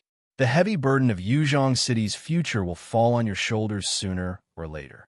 You must live well for me, live until I die, and then take over Yuzhong City and all the people of Yuzhong City. Master, can I trust you? Master, rest assured I won't let you down. Gohan said resolutely. Forget it. Master still has a lot of official business to deal with. That's it. With that, Lu Lei hung up the phone. Something doesn't feel right. After hanging up the phone with Lu Lei, Gohan suddenly stood up with a worried face. Such an expression was very unusual for Gohan, because in Gohan's view of life, worrying was meaningless. If one had the time to worry, it was better to think of a solution to the problem. But now, Gohan really began to worry. I don't know if Master can hold on until the day I come back from Shanghai Pass Fortress. That you're tuning in to the Warrior Lore YouTube channel. Don't forget to subscribe and join us on this journey to catch the most captivating stories.